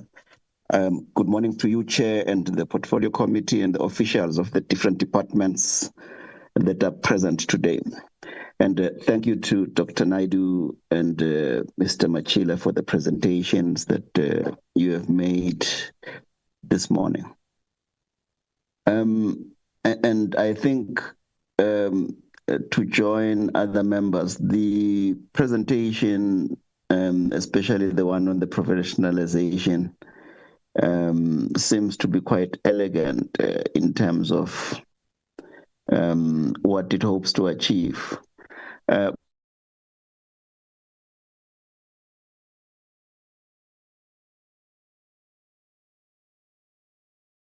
But I think, like many, the issue to be touched across is the issue of culture. What you are trying to do here is to turn around institutions. And when you turn around institutions, change leadership and change management is a crucial and critical methodology that you need to use, because what you want to do is to embed the culture of service, excuse me, to embed the culture of service to the people. How to ensure that the public service improves the lived reality of our people? So when we talk about the capacity of the civil service, it's not only about qualifications, competence and ability. For me, it is more about the attitude and the culture that our civil servants must possess in order for them to make sure that the culture of non-service can be turned around, to make sure that the public are not seen by public, servants just as mere entities, but they become the key stakeholders whose lived reality needs to change. So we cannot simply introduce new competency assessments or integrity tests when the key missing ingredient is a bias for action. How do you measure the impact to society of the professionalization of the public service. So yes, performance management is key, but it needs to be spiced with a healthy dose of the desire to impact the lived realities of the people. So whether it is at the municipality or at Home Affairs or any other government institution, my view is that we need to have more emphasis, even at recruitment, on the attitudes, skills, and competency, so that we impact the service to the public. And I find that in the presentation, the whole notion of culture and how to turn around an institution or institutions in order for them to have a telling impact on the lived reality of our people is sorely and sadly missing. Thank you very much. Thank you very much, Honorable Kama. Honorable Sabrath. Thank you, Chairperson, and let me greet the executives on the call, the Minister, the Deputy Minister, greet yourself and honorable members in this discussion in this committee, and the various members of the entities that are with us. Honorable Chairperson, let me begin by making a few comments, because I've heard from honorable members who have come before me of a grim picture of doom and gloom. And I think as public servants, we must be careful of not politicizing these platforms. And as public servants, our task is to inspire confidence and deal with the subject matter on hand. I've heard of what is perceived to be a hopeless situation. And maybe let me prefer a statement that inspires me, and I think it fits the topic here. And that is, a chain is as strong as its weakest link. And in the service, if one applies this to the public service, one would realize that every public servant is a link in this chain. And when the constituents, when those links become weakened, then the chain is not as strong. And I think that maybe gives a preamble to what I want to share. And I'm compelled to share this first, Chairperson, before I engage the substance of largely the first presentation. There is a report that has been presented, a lecture that was presented, and I'll share it in the Portfolio Committee group, the link to it. It was the Thought Leader lecture presented at Stellenbosch University by the CEO of Yellowwoods, Mr. Adrian Eindhoven. And the topic was, after years of decline, has South Africa finally turned the corner? And I wanted to share that because when I started, I said the chain is as strong as its weakest link. And Mr. Eindhoven argues that for the first 20 years of our democracy, and what I like about it, he provides empirical evidence. And this is why I think it's very relevant to this committee, because this committee is a committee of PME. It bases its understanding on measurable targets and on impacts. And he goes on by firstly describing the significant amount of progress as a country we made for 20 years, around about the period of 2014 to about, after 1994 to about 2014. For example, Chairperson, if I can share some statistics, he presents evidence that indicates that the average GDP growth was 3%, which grew from 544 billion in 1994 to 4.14 trillion in 2014. And in US dollar terms, it means that the economy had tripled. GDP grew by 40% from 1994 to 2008. Inflation fell from an average of 14% to 6% by 2012. Foreign exchange reserves improved from 3 billion to 50 billion US dollars. Tax receipts improved from 114 billion from 1.7 million people to 814 billion from 13.7 people in 2013. So I thought I'd present these evidence. And in the first 20 years, we saw growth. And that is because this chain of public servants, these entities, these people that constitute this ecosystem were effective and they were working well. And then, of course, we had state capture. We had those years where the country plummeted to its lowest level. And we seen this chain being weakened. And it was then that the then administration realized that this chain is weakening and we need to revitalize, we need to resuscitate, we need to strengthen our public service. And that is where the entire framework, the professionalization framework, was conceptualized from an understanding that our weakness is because of the people in the ecosystem, and that includes the leadership as well as the people on the ground. I thought it's important for me to present that.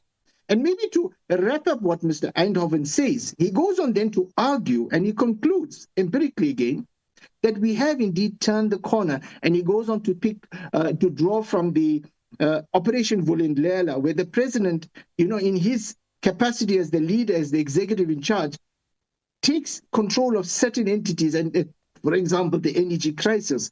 He indicates that through the interventions, our EAP, which is, I think, means the energy available factor, EAF, of the country improved from 51% to as much as 70%. He indicates another area where we tackled was the issue surrounding opening up the ports, opening up the railroads. He provides the evidence that the railroads, for example, the ports, from 21 days waiting period for ships to berth, reduced from 21 days to 2 days, which is the international norm. He goes on further to say that the distance for trucks to wait at borders reduced from 19 kilometers to 3 kilometers. The moral of the story in sharing this, Honorable Chairperson, because we must inspire confidence in the people that the country is moving in the right direction. And this professionalization framework seeks to further improve and address the core issues as a country we are facing and to strengthen the links in this chain. Chairperson, let me then engage the substance of what we have before us. Let me firstly, briefly, just welcome the presentation we received from DPME and say that I look forward to the white paper, because for far too long, DPME has been criticized as why do we need a department to monitor and monitor? I think it's important that DPME properly characterizes and localizes its function and give itself the necessary teeth as a department, and it is formalized. So I welcome that, and I look forward to receiving the white paper and supporting the committee as we move forward in that. And some pointed questions maybe regarding the professionalization framework. And let me welcome the passion and the commitment with which Dr. Naidu tried to address us and tell us that we know where we are, and we all know where we are, but I don't want us to be stuck there. We are on a trajectory of upward mobility, the establishment of the GNU, the removal of our grey factor, the wonderful medium-term budget policy statement that the minister has presented is an evidence that we are moving in the right direction. Maybe the first question to Dr. Naidu and the team is, the entire public service, all this public, these millions of staff that we have you triaged them? A triage, for those who don't understand, is an emergency room in a hospital. When you go in there, if a person has got, for example, a gunshot wound and about to die, he will be treated first, as opposed to someone who comes with a broken leg. Have you triaged the public service?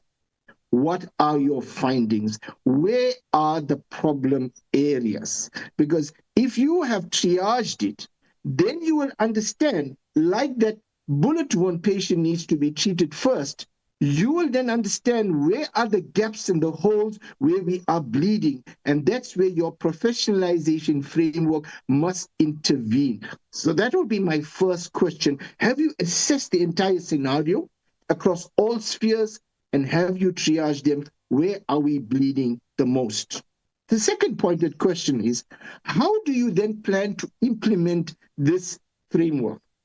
Is it a bottom up, a bottom up, a top down? Is it a mixture of two? How then do you plan to implement this? When do you expect to see green shoots starting to emerge? Fourth question, what are your low-hanging fruits in your implementation? Because these are strategic decisions you must understand. If you know your triage, what I need to do first, that's where you need to prioritize. What are your low-hanging fruits? Because a series of small wins inspires confidence in the people. It improves service delivery, where people start feeling it. As honorable member before myself has asked, is how then do we measure the success of this implementation of the professionalization framework? Ultimately, it must be felt by the services our people receive. So my question then to you was, when would you expect these green shoots to start being seen? The minister has also indicated in his medium-term budget policy statement the issue surrounding ghost workers. That for me certainly is an area you should have triaged as a priority. Do you have any indication of how many ghost employees do we have? And what is the urgency that the department is doing to arrest this problem? And I think the honorable member before me has asked this question. How then do you measure the impact of the implementation of this tangibly in the improvement of the lives of our people? Because you clearly can't just say that we retrain staff and we redid this and we went for the training sessions. Going for training sessions with respect means nothing if it's not felt on the rock face of service. There must be a measurable tool of how do South Africans have been impacted. And maybe the last question, Chairperson, before I pause, is have you then also prioritized, as a matter of urgency, the implementation of lifestyle audits on senior officials who are accounting officers in our municipalities, in our entities? Because I think if we can get the leadership right in these entities, it is my belief, then we can get the culture of those entities and those municipalities right. It starts by ensuring we have competent, technically skilled, able, but also people who pass the test of a lifestyle audit. Thank you so much, Chairperson, for this opportunity to engage. Thank you very much, Honorable Saprathi. Honorable Lucky Montana.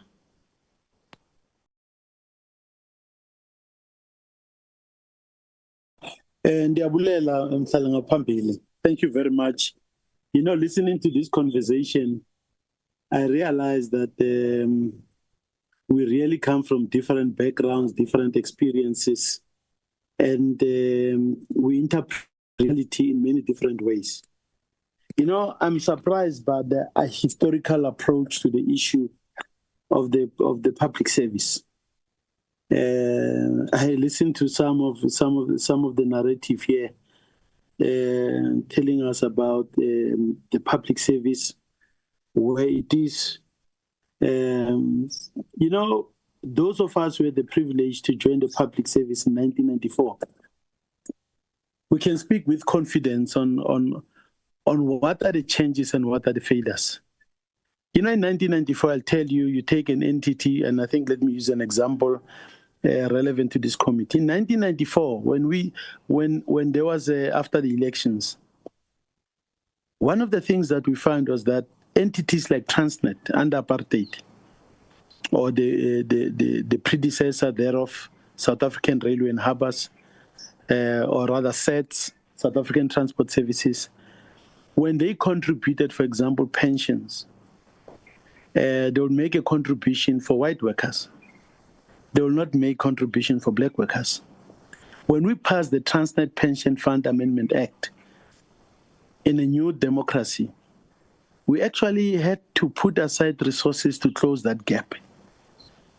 We know that there are certain jobs in the public service themselves that were reserved for white workers, for white employees, for white civil servants. when our people were only messengers and all of those things. And we know that post-1994, what happened is that quite a lot of experience and skilled, and note this, I'm saying experience and skilled, because I'm not talking about highly qualified. I'm talking about experience and skilled, because this is very important to what I'm about to say, Chair. Most of those left, they took both the knowledge, the systems of the public service, of state-owned enterprises, and they created private companies.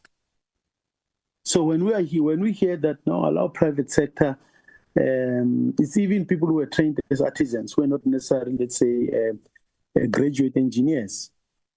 If you go to Eskom, you go to Transnet, you go to Telkom, you find a lot as part of the addressing the poor white problem of quite a lot of people who are in the public service who didn't necessarily, there was nothing necessarily wrong with that, except that, of course, it was an apartheid arrangement. So I think that we should be careful, particularly to the Deputy Minister, that we do not buy into an anti-Black, anti-African narrative here. Today, those who took these resources, systems, and created private companies, and it's still happening now, where the knowledge systems that were in the state have been transferred to private companies. So people must be very careful about giving us lectures which have got no reality, which have got no base in reality. So when people talk about private, and this extends even to homes, if you go to areas like Waterkloof and every state-owned properties, which are transferred to individuals, and they're not Black. So this thing about stealing and all of those things, I listen to it, but we are not going to allow, some of us are no longer going to allow this anti-African narrative and the kind of system that is adopted here. So let me deal with what is a problem. I think I want to start first with the second presentation that was made by Mr. Denzel Machila. I think that it was a good presentation. The timelines are very clear. The only issue that I want to say here, because I want to finish with what with the first presentation, but in respect of the evaluation, the key issue here is the use of evaluation and data to impact on policy direction and to meet long-term development goals of the country. And let me tell you now, particularly after the delivery of the medium-term budget policy statement last week by the Minister of Finance, we are seeing a government that is refusing to learn from the failures. And the problem is not good policy, but bad implementation. The issue actually is bad policy and bad implementation. It's very important for us to state that. Government continues to do the very same thing that has plunged the country into chaos. And people who say we are turning the corner, I think that they're interpreting the country in a wrong way. You know, the stats speaks to different things. You'll see that if someone says, I'm going to assess the performance of our ports from 2018 and to date, he's going to tell you about 70%. But if you go to pre-2017, you look at 2010, 2011, 2012 until 2017, you'd actually realize that those who are evaluating and telling us about 70%, they're actually starting at a very low base. They're starting in they're dealing with post-2018. In fact, our state-owned entities in particular collapsed in the period after what we call state capture.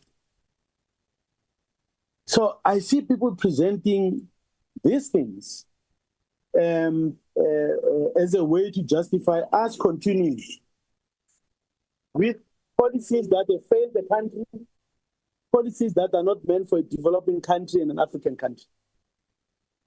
So this committee in particular has got an important role to play. When we look at this white paper that will be presented and the bill that will come out of that, how do we ensure that the evaluation results, particularly the last evaluation done by the Department of of planning, monitoring, evaluation show that on major areas, food, nutrition, the performance of the economy, jobs, we are failing. So where are we turning? And the evaluation reports tell us, but the issue is that it does not impact in changing the direction of policy.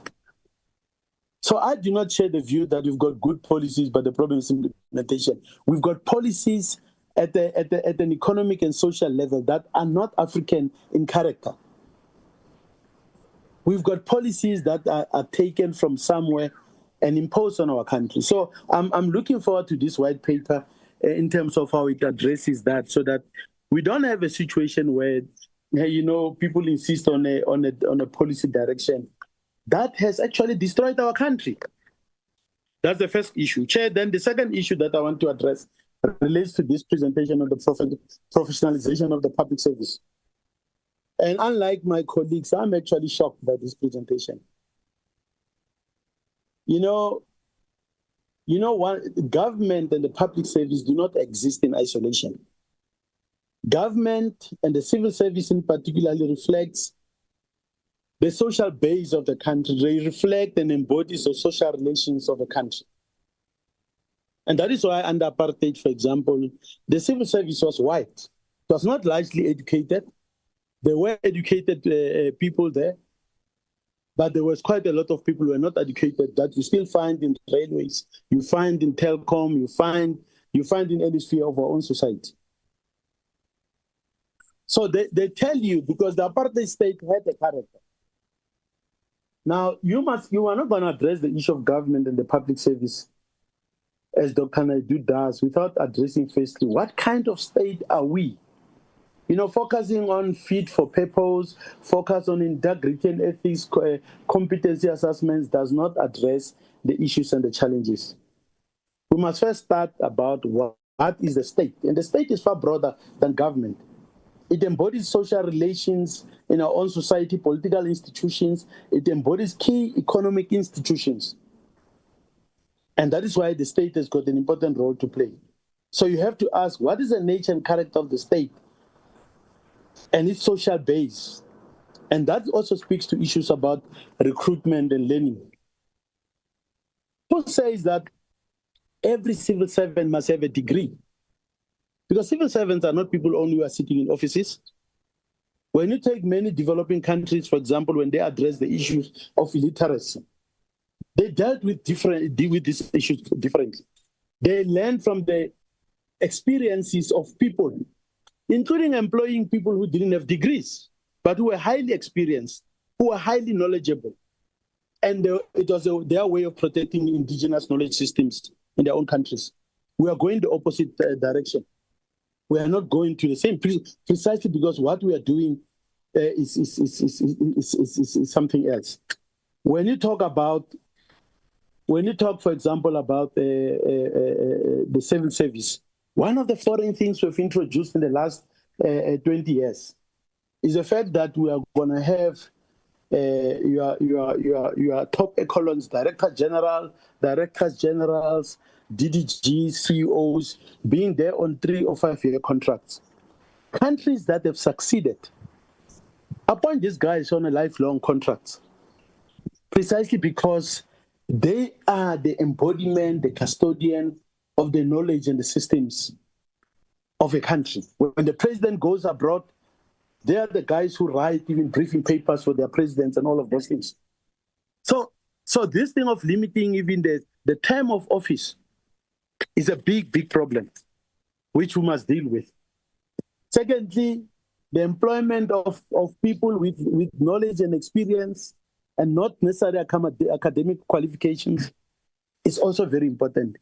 Even the Afrikaners did some of the things right, where they took some of their people, put it through artisan programs.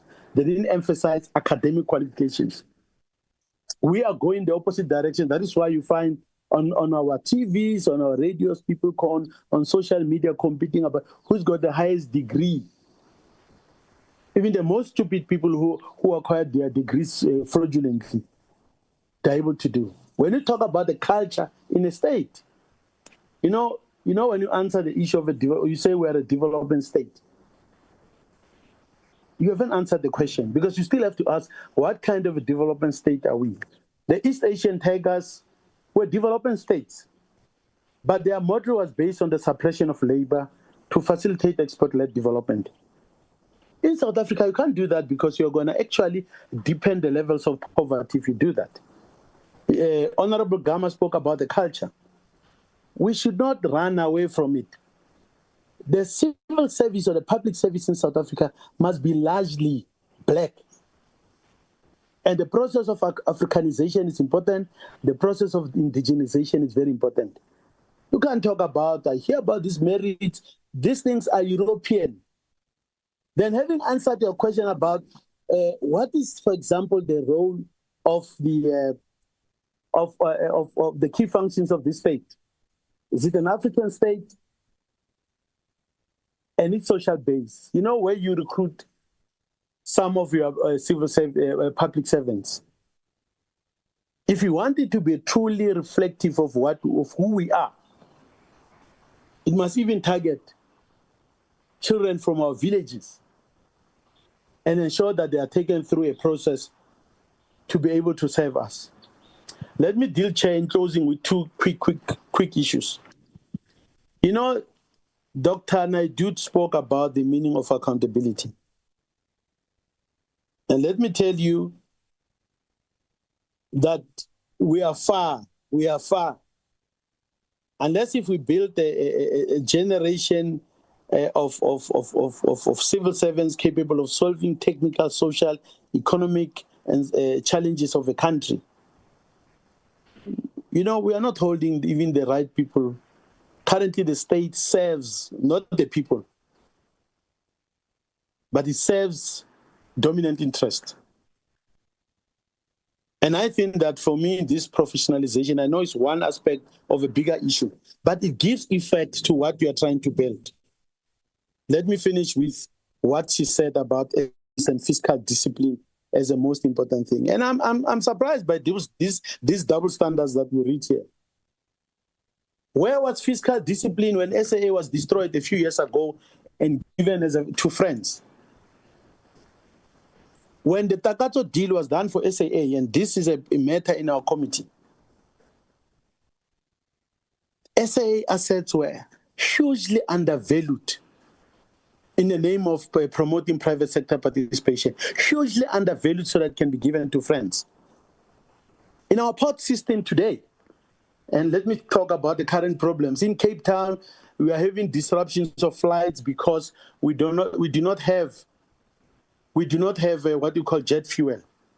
Why? Because here's a government which says we are building a development capable state, taking all the facilities about oil and giving it to all major companies, major energy companies. South African companies, black companies that can even supply jet fuel are prevented into that space. Why do we need SOEs? Number one is a strategic. It's not about the flag. Number two is SOEs play an important role in the security of supply. It's also ensuring the self-sufficiency of the society. SOEs are key in positioning an economy in a changing global world. And we know that they also go into areas, particularly into areas where the private sector cannot go to ensure long-term development. So you can't say you're building a development state and we do the kind of things that we're doing today. So I think that we need to go back and look. I don't know, I've heard that this has been approved by cabinet. We respect that. But if this committee is going to make input, it must address the real issue so that the professionalization of the public service is not something that has gone. I mean, this fit for purpose thing is actually, if I were to be blunt, is absolute nonsense. You must tell us about a public service that would be an instrument to give effect to the long-term needs of the country to make sure that it's reflective of South Africa's conditions and that its social base, its root, is one that has to do with the majority of the people of the country. Currently, it is alien. You just have to listen to radio on Sunday, Chairperson. All our radio stations are competing on who plays the best American music on Sunday. And we think that, no, we have arrived. Metro, all of these stations, because they've got nothing to do. So Dr. Naidu presented, I think she's very passionate, she's very committed, I've got no doubt about that. But everything she's presented is actually foreign. And it shocks me that the cabinet has said and approved things like this, where we deal with real issues, where we avoid real issues and focuses on things like fit for purpose and all of those. A public service reflects the national agenda of our country and its long-term goal about what kind of a state, what kind of a society are we? Is this professionalization model that is being implemented giving effect to that? My answer is a resounding no. Thank you, Chair. Thank you very much, honorable members, with your inputs to the presentations. I will hand over back to... Chair, just before you do that, I've got my hand up. I don't know if you thought it was a legacy here. Where is your hand, Honorable Solid? Okay. Okay, you can come in. If I can, Chair, just on a point of order and clarity before we hand over to the officials for responses. Mr. Honorable Subrati said that public servants should not politicize issues. I agree with that. Public servants are not politicians, but elected representatives are politicians. And politicians in a portfolio committee must politicize issues. That's what we are. We must try not be parochial, or in fact, Chair, you should prevent us from being parochial and representing our own party interests. But we are politicians. We're elected representatives. And we're not here to inspire confidence in government. We're here to hold government to account. We're here to evaluate how government performs.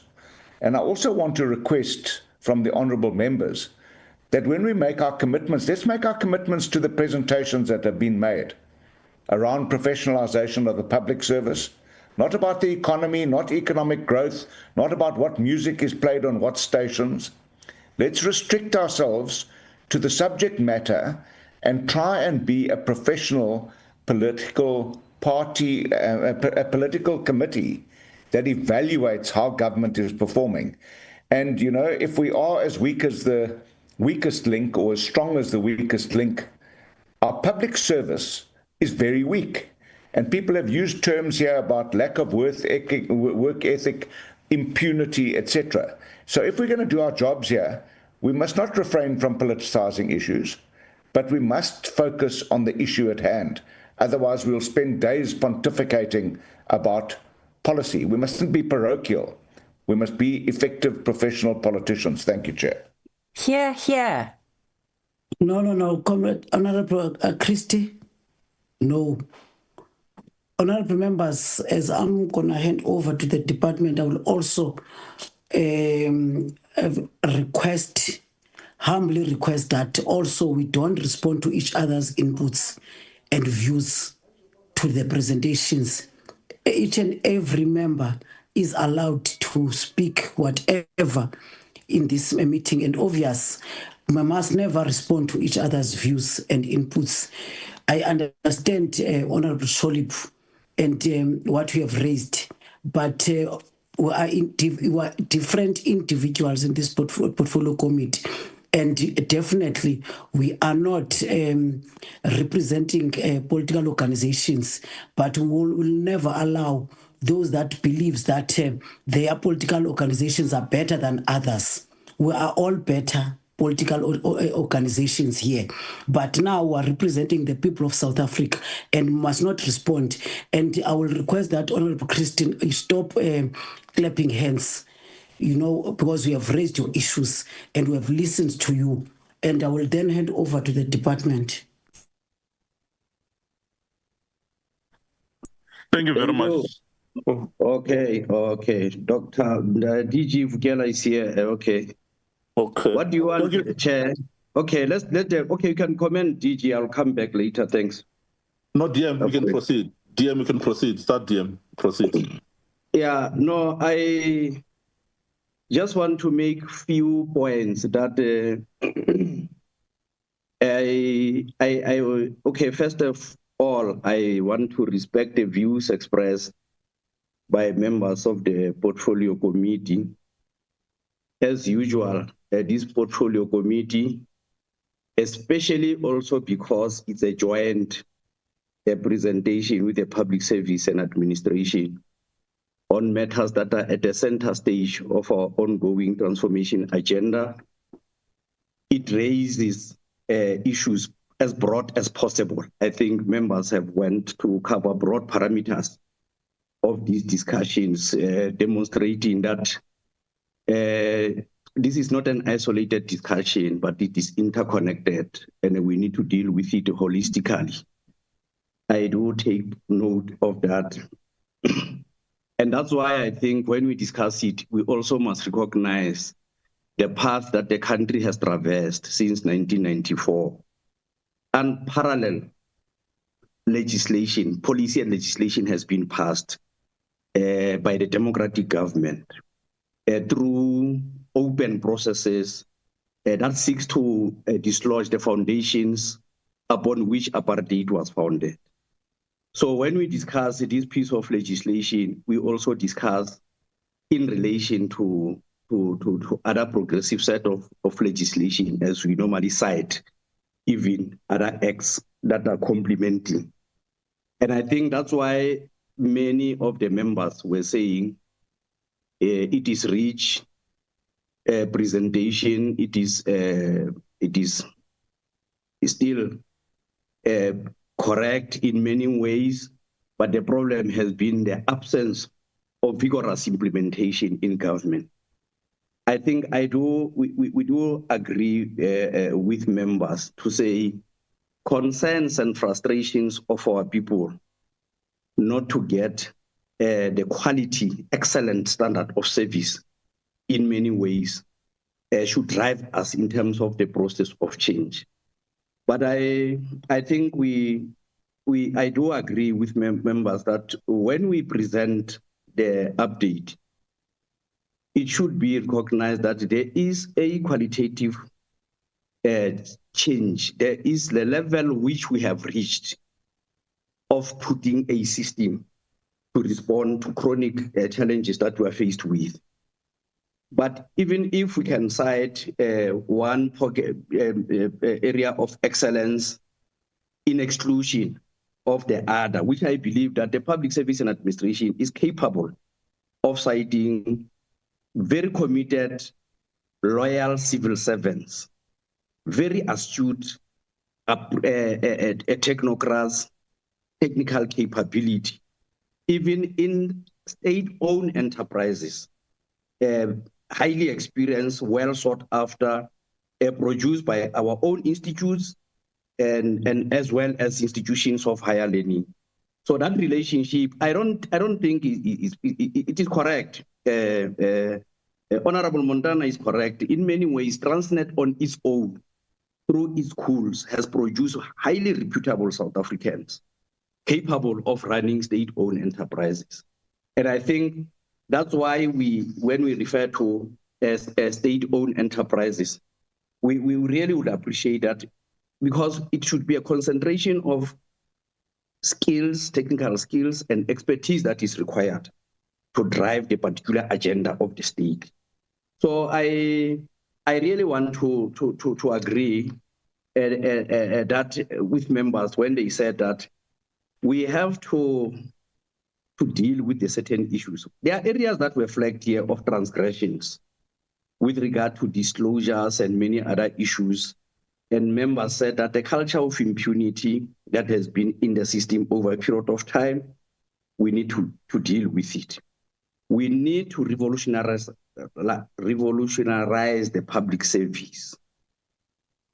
Have the capacity to recruit from the pool of youth that the country has invested in. We're producing greater numbers of graduates in variety of areas from rural communities. In fact, in South Africa today, can state, the rural communities are the major contributors of math and science in the current period. They are starting to fall into place. Ordinary schools in our communities producing excellent results. What does it mean to the future of public service? So those strategies and the reigniting of the school of government, the National School of Government, in terms of deliberate courses of dealing with training with what we have, but also being futuristic in terms of injecting the youthfulness within our public service to reinvigorate the system is important. I totally agree that we can't have this discussion outside the culture, at the turnaround, the change in terms of leadership and management. Culture is important, and I think the issue, even the presentation acknowledged, is not driven by qualifications, but there should be a combination of other factors. I really appreciate that members' discussions were very pointed. I do not agree that we are in this state because of bad policy and implementation. But I do agree that there are certain instances at the given balance of evidence that policies may not yield desired results. With the current administration and the expression of the MTDP, it does articulate that for South Africa to increase its employment levels and address unemployment, it needs to focus on job-creating strategies, which are aimed at addressing our own social conditions that we are faced with.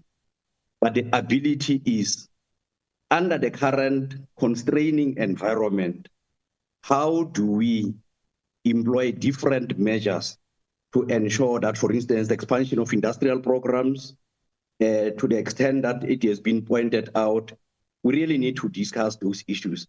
And I'm more, in fact, agreeing with members when they say we should not avoid the discussion at hand. This bill was not presented in darkness. It went through consultative process. It goes out of the second house of parliament, the National Council of Provinces, with recommendations that it makes.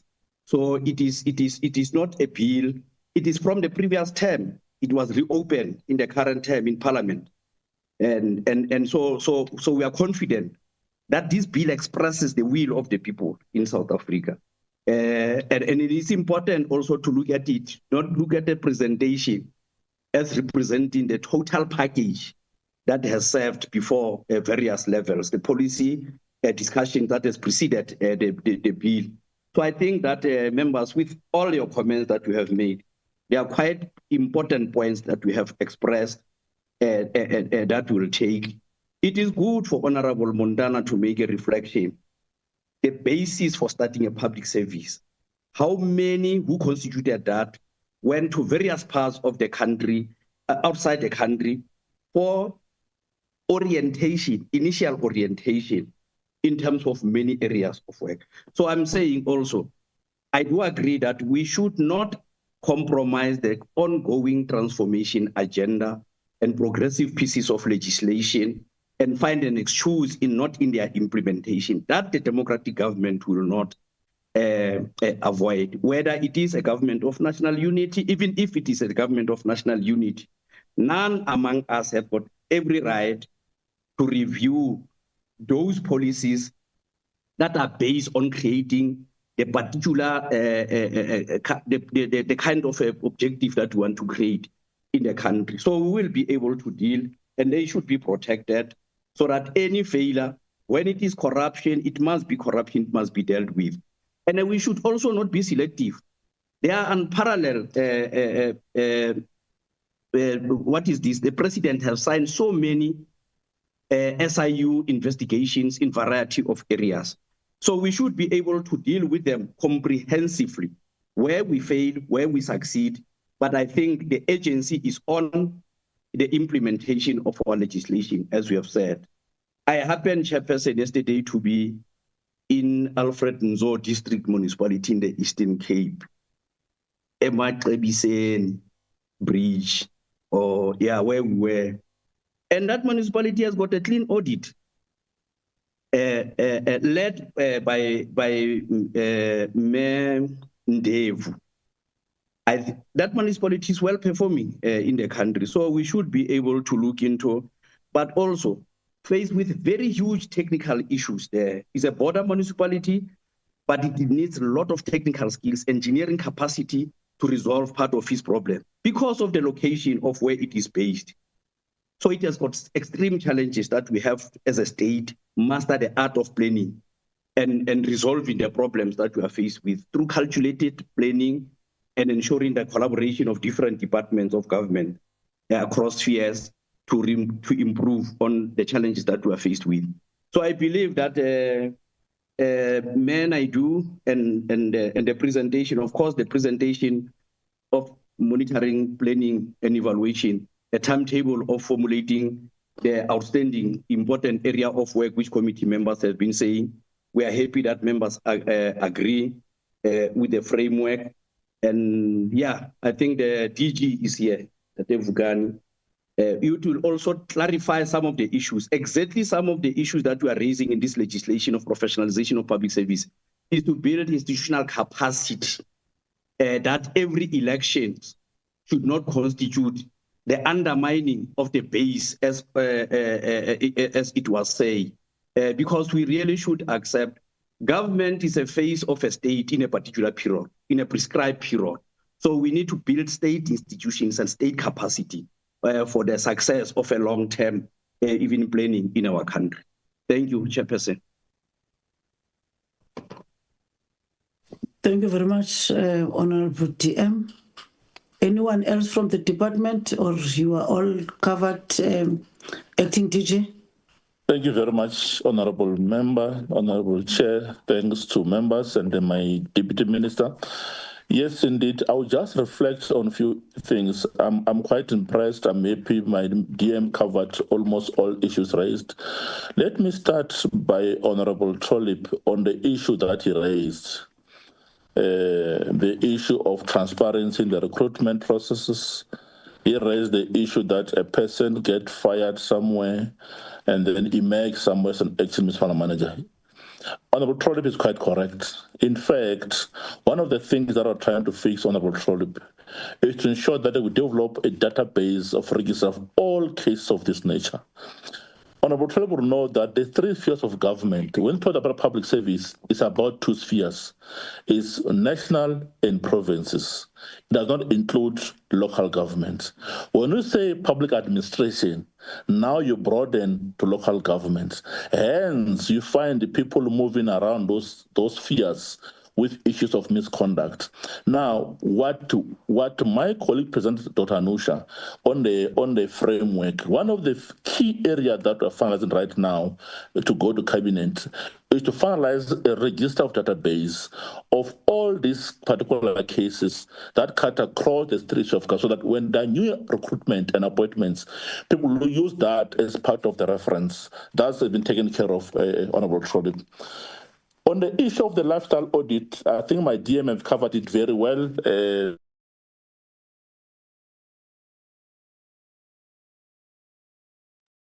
Mr. Vikele have exited acting DG. I think there's network problem. Acting DG.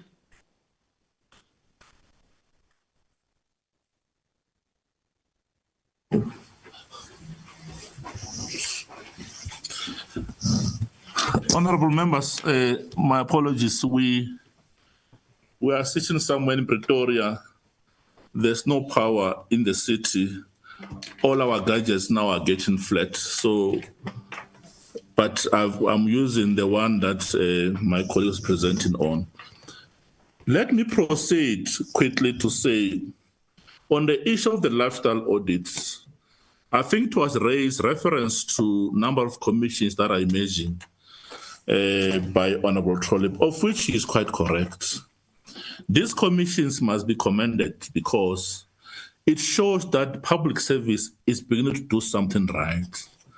Now, when employees begin to disclose their and their lifestyle, as public service administration, we make an assessment. Now, in the process of assessment, there'll be some red flags that will dictate that we have to do some deeper investigations. We bring in law enforcement agencies. In that regard, we can even make reference. You can look at what province is doing in Gauteng, Premier Lesotho. These are instruments that we have developed as part of professionalisation of the public sector, colleagues. Now, going to Honorable Christie, I won't say much because I fully agree with whatever she says. It's part of the confidence that's demonstrated and covered by my DM clearly. Honorable Apiri, I've got my colleague here will take your questions. My DDG Klope will respond to that in terms of their questions. Honorable Matiwane, you raised the question to say there are no lack of policies. That what is lacking currently is implementations. We agree. You raised the issue that we should not, you said there's no political will.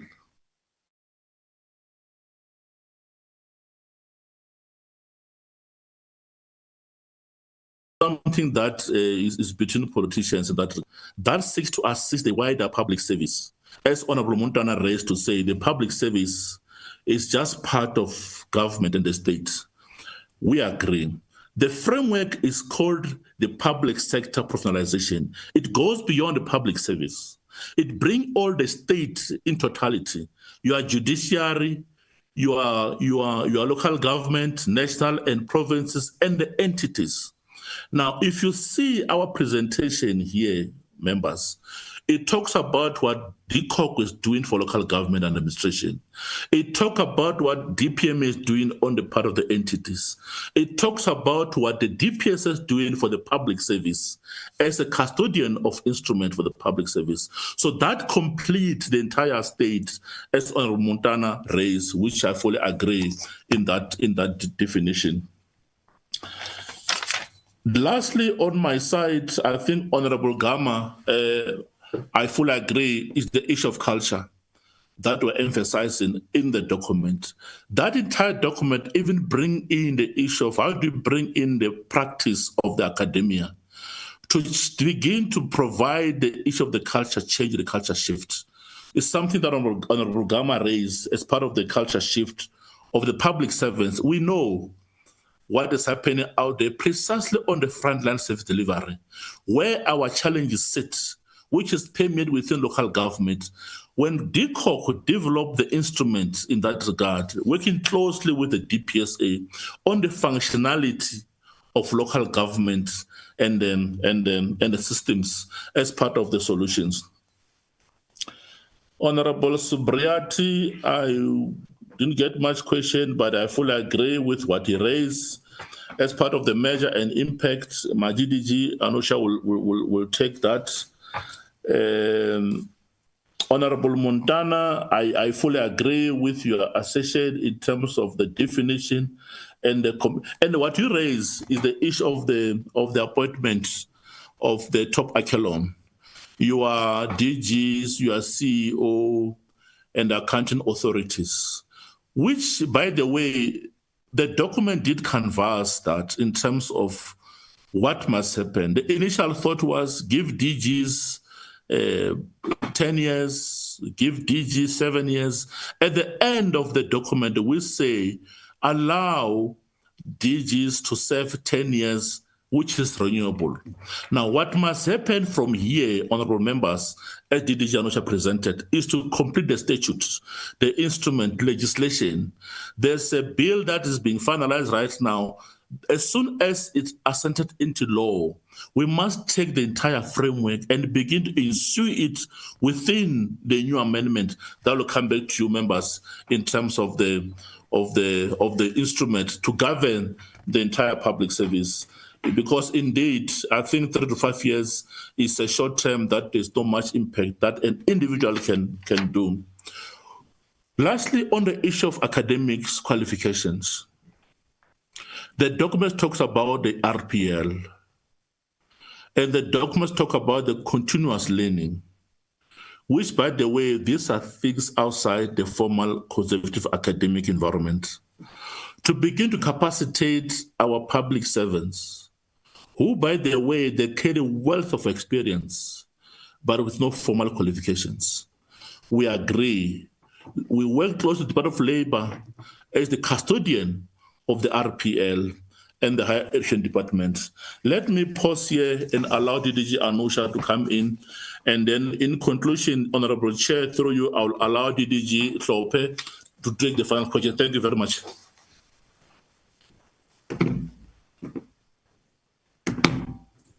Thank you. Thank you very much, Honorable Chairperson and honorable members, but including our Deputy Minister. I think our discussion today at the Portfolio Committee is indeed very enlightening and very insightful. And as we draw to a close, I am very inspired, Honorable Chair and honorable members. And I did hear you before on television. So I remain very inspired. And I thank you wholeheartedly for your contribution. I think the DM summarized and captured the key critical points together with my DG. But perhaps to say, of course, thank you to you first, before I exit. But secondly as well, to perhaps touch a little bit on Honorable Christie, thank you very much. Nike, just do it. I agree, Honorable Member. Nike, we can do it. And Nike, we shall do it. So, yeah, maybe I must look at that as my tagline, Ma.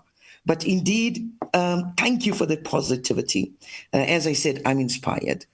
But let's then also look at, let me take the question, as DG said, that came from the Honorable Member Subrati. But it does not discount in any way, Honorable Chairperson, the very, very important discussion that we had, as I said. So we take every input very seriously.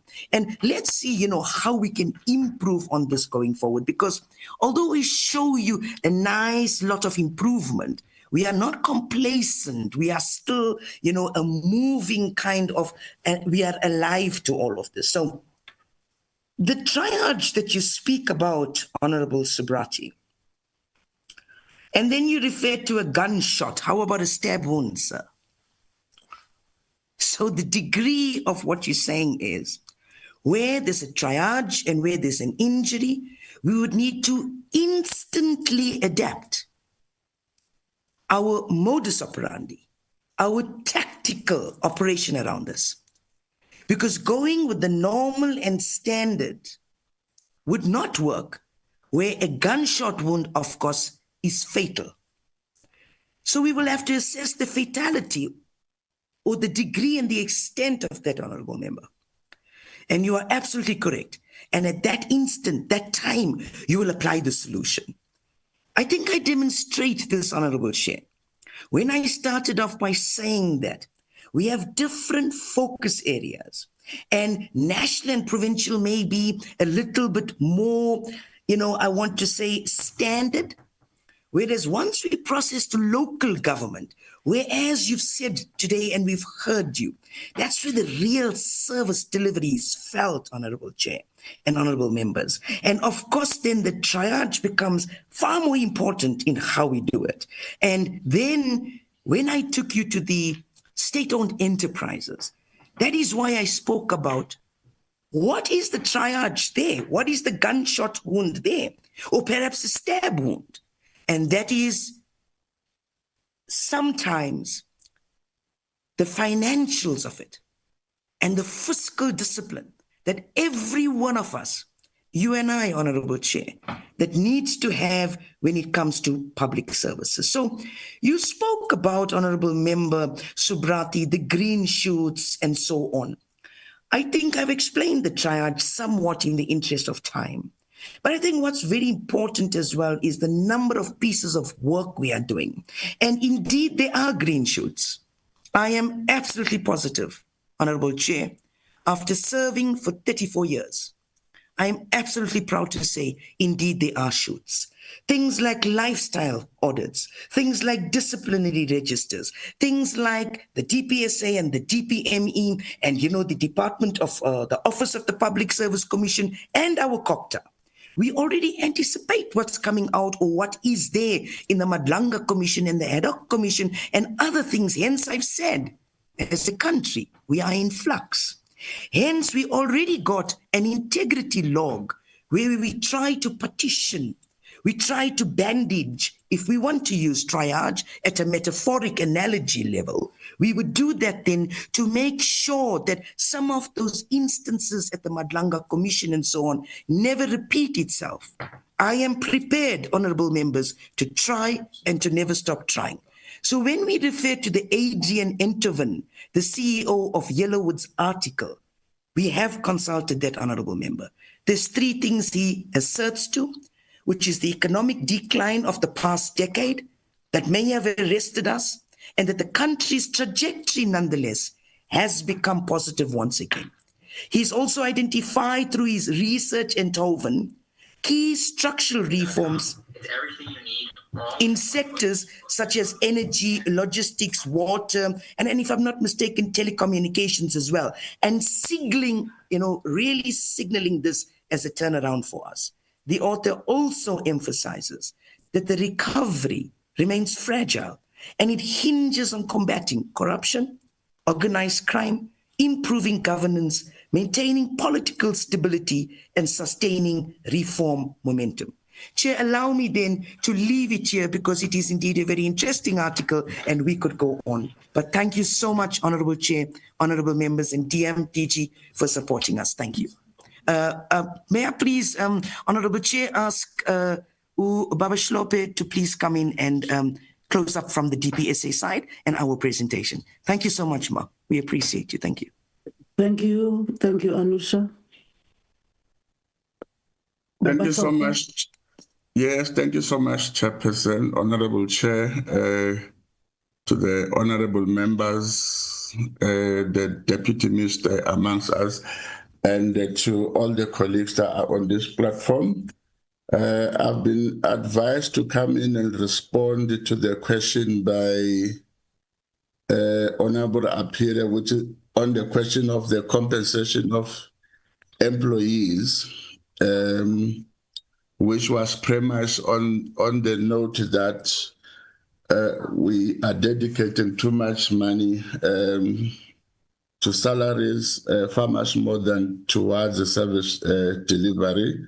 And the question is what the DPSA plans in this regard. Honorable Chair, we have done quite a number of issues in this instance. So the first thing that we have done is to always to make sure that the agreement between organized labor and government, there's a confirmation that the money is available to fund that agreement.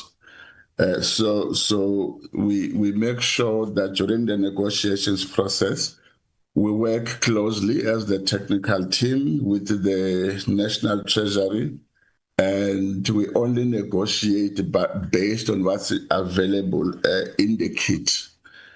So we don't take negotiations to conclude on a possible salary increase only to find that such money is not available. So we have taken that into account, and every outcome of negotiations does include that confirmation from the Minister of Finance that there is money to fund that salary agreement. The second thing which is important, we are now have aligned our negotiations calendar with that of the state planning and the budgeting processes. And so when we reach agreement, we reach an agreement which is aligned to the planning calendar of the state, which helps in this situation, because we then do not find ourselves where there is a disjuncture between negotiations processes and budgetary allocation. So that's key. And one of the first victories that we have scored in this moment is that we now have a 3-year agreement with organized labor, and this agreement, the monies that are involved are within the kit for the period of a 3-year. So there will be no shocks or anything in that regard. But I thought I should add through you, DG, as well, that there is this perception that perhaps one day we must deal with, maybe in the form of a workshop. That is the assumption that the wage bill, the public sector wage bill, is the biggest problem of the national fiscus. The research that we do on this exercise with the National Treasury, it indicates that the fiscus challenge of this country is the economy which is not growing at a relevant pace, but also second to that, that leads into the inability of the state to generate substantive revenue. And then, so when that happens, we then begin to look around and to say, where's the most money of the state going to? But the bigger issue is that the economy has to grow. The economy has to bring money into the coffers, and the state, through SARS, should be able to collect that and redirect it appropriately. So when we look into this issue of compensation of public service employees, we need to look at it in a bigger scale. And also that includes the financial management and otherwise at the state-owned enterprises and all of that, so that we don't limit it to the mainstream public servants at national and provincial government. Also, the next thing, Honorable Chair, which we need to take into account when we reflect on this matter, is that the number of public servants has remained at relatively 1.2 something million for the last 15 to 20 years or so. So it has not grown. And yet the population, according to Stats SA, we are now about 61, 62 million. And if we are not careful, we are going to overstress public servants. And there'll be a series of a burnout of public servants because they now have to serve a bigger pool without necessarily increasing the size or the number of bureaucrats. The unintended consequences of that is that the state might end up spending a lot of money on the wellness of public servants. Again, taking away from money that should be going to service delivery. So I think these are the issues that broadly we need to take into account. And finally, Honorable Chair, is that when we negotiate, it's not just the DPSA that negotiates with organized labor. It's the DPSA working extremely closely with the National Treasury, and then linked to that, this negotiation technical team, it presents for direction or approval at an executive authority committee. We call it a mandating team. It's a team which is made of several ministers, several premiers, all the premiers actually, they are member of that, and MSCs of provincial treasury, all of that. So that's the team that said, we agree with you at a technical level. Please proceed on to the next stage. So it's important that we understand that so that we don't sustain this idea that is that is the DPSA that simply engages with organisms. It's a highly structured and highly consultative, process that includes cabinet members, provincial premiers, MECs, and all of that. And we get the mandate to continue from that particular team. I thank you very much, Honorable Chair. Thank you very much, Baba Trope. Anyone else from the DPME? Okay. No, thank you very much. Someone took. Okay. Thank you very much to all of you, honorable members and colleagues. And I think the inputs and concerns from members that were raised, they're appreciated, including the responses from both the DPME and the DPSA. And I think, honorable members, we all agree that this framework success hinges on effective implementation and monitoring and addressing worth ethic challenges. And we are saying to the department, both the departments, that we want to see the robust monitoring mechanism in place and how the DPSA, the DPME, the PSC, and the work of the NSG address performance gaps in all spheres, but in the main, municipalities and SOEs. And also, honorable members, we all agree that the framework's potential can only be realized with the commitment from all stakeholders and working towards building a culture of accountability and excellence, translating this framework into a tangible improvements in the public service delivery. Importantly, that's important because we all agree that we want to see, service delivery and changes in all our municipalities and also, for the people of South Africa. And I think, honorable members, now let me thank the Deputy Minister, the team from the DPSA, and also the DPME, and all colleagues and honorable members. And in the next Atlantica session, we will also invite the Public Service Commission, because I understand the fact that also in the presentation, they spoke about the role of the Public Service Commission. We will invite in this portfolio committee so that as we engage more on these issues, at least also we give them the opportunity to come and present before this committee. And obviously, the National School of Government, I think you must note it, Mandy, when you invite the PSC, you must also invite the National School of Government. But honorable members, I have thanked everyone in this meeting, and now the meeting is adjourned. And thank you very much to all of you. Thank you, Chairperson. Thank you, Chair.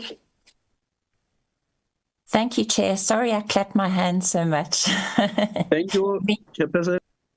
Thank you, Chair. Thank you, Chair.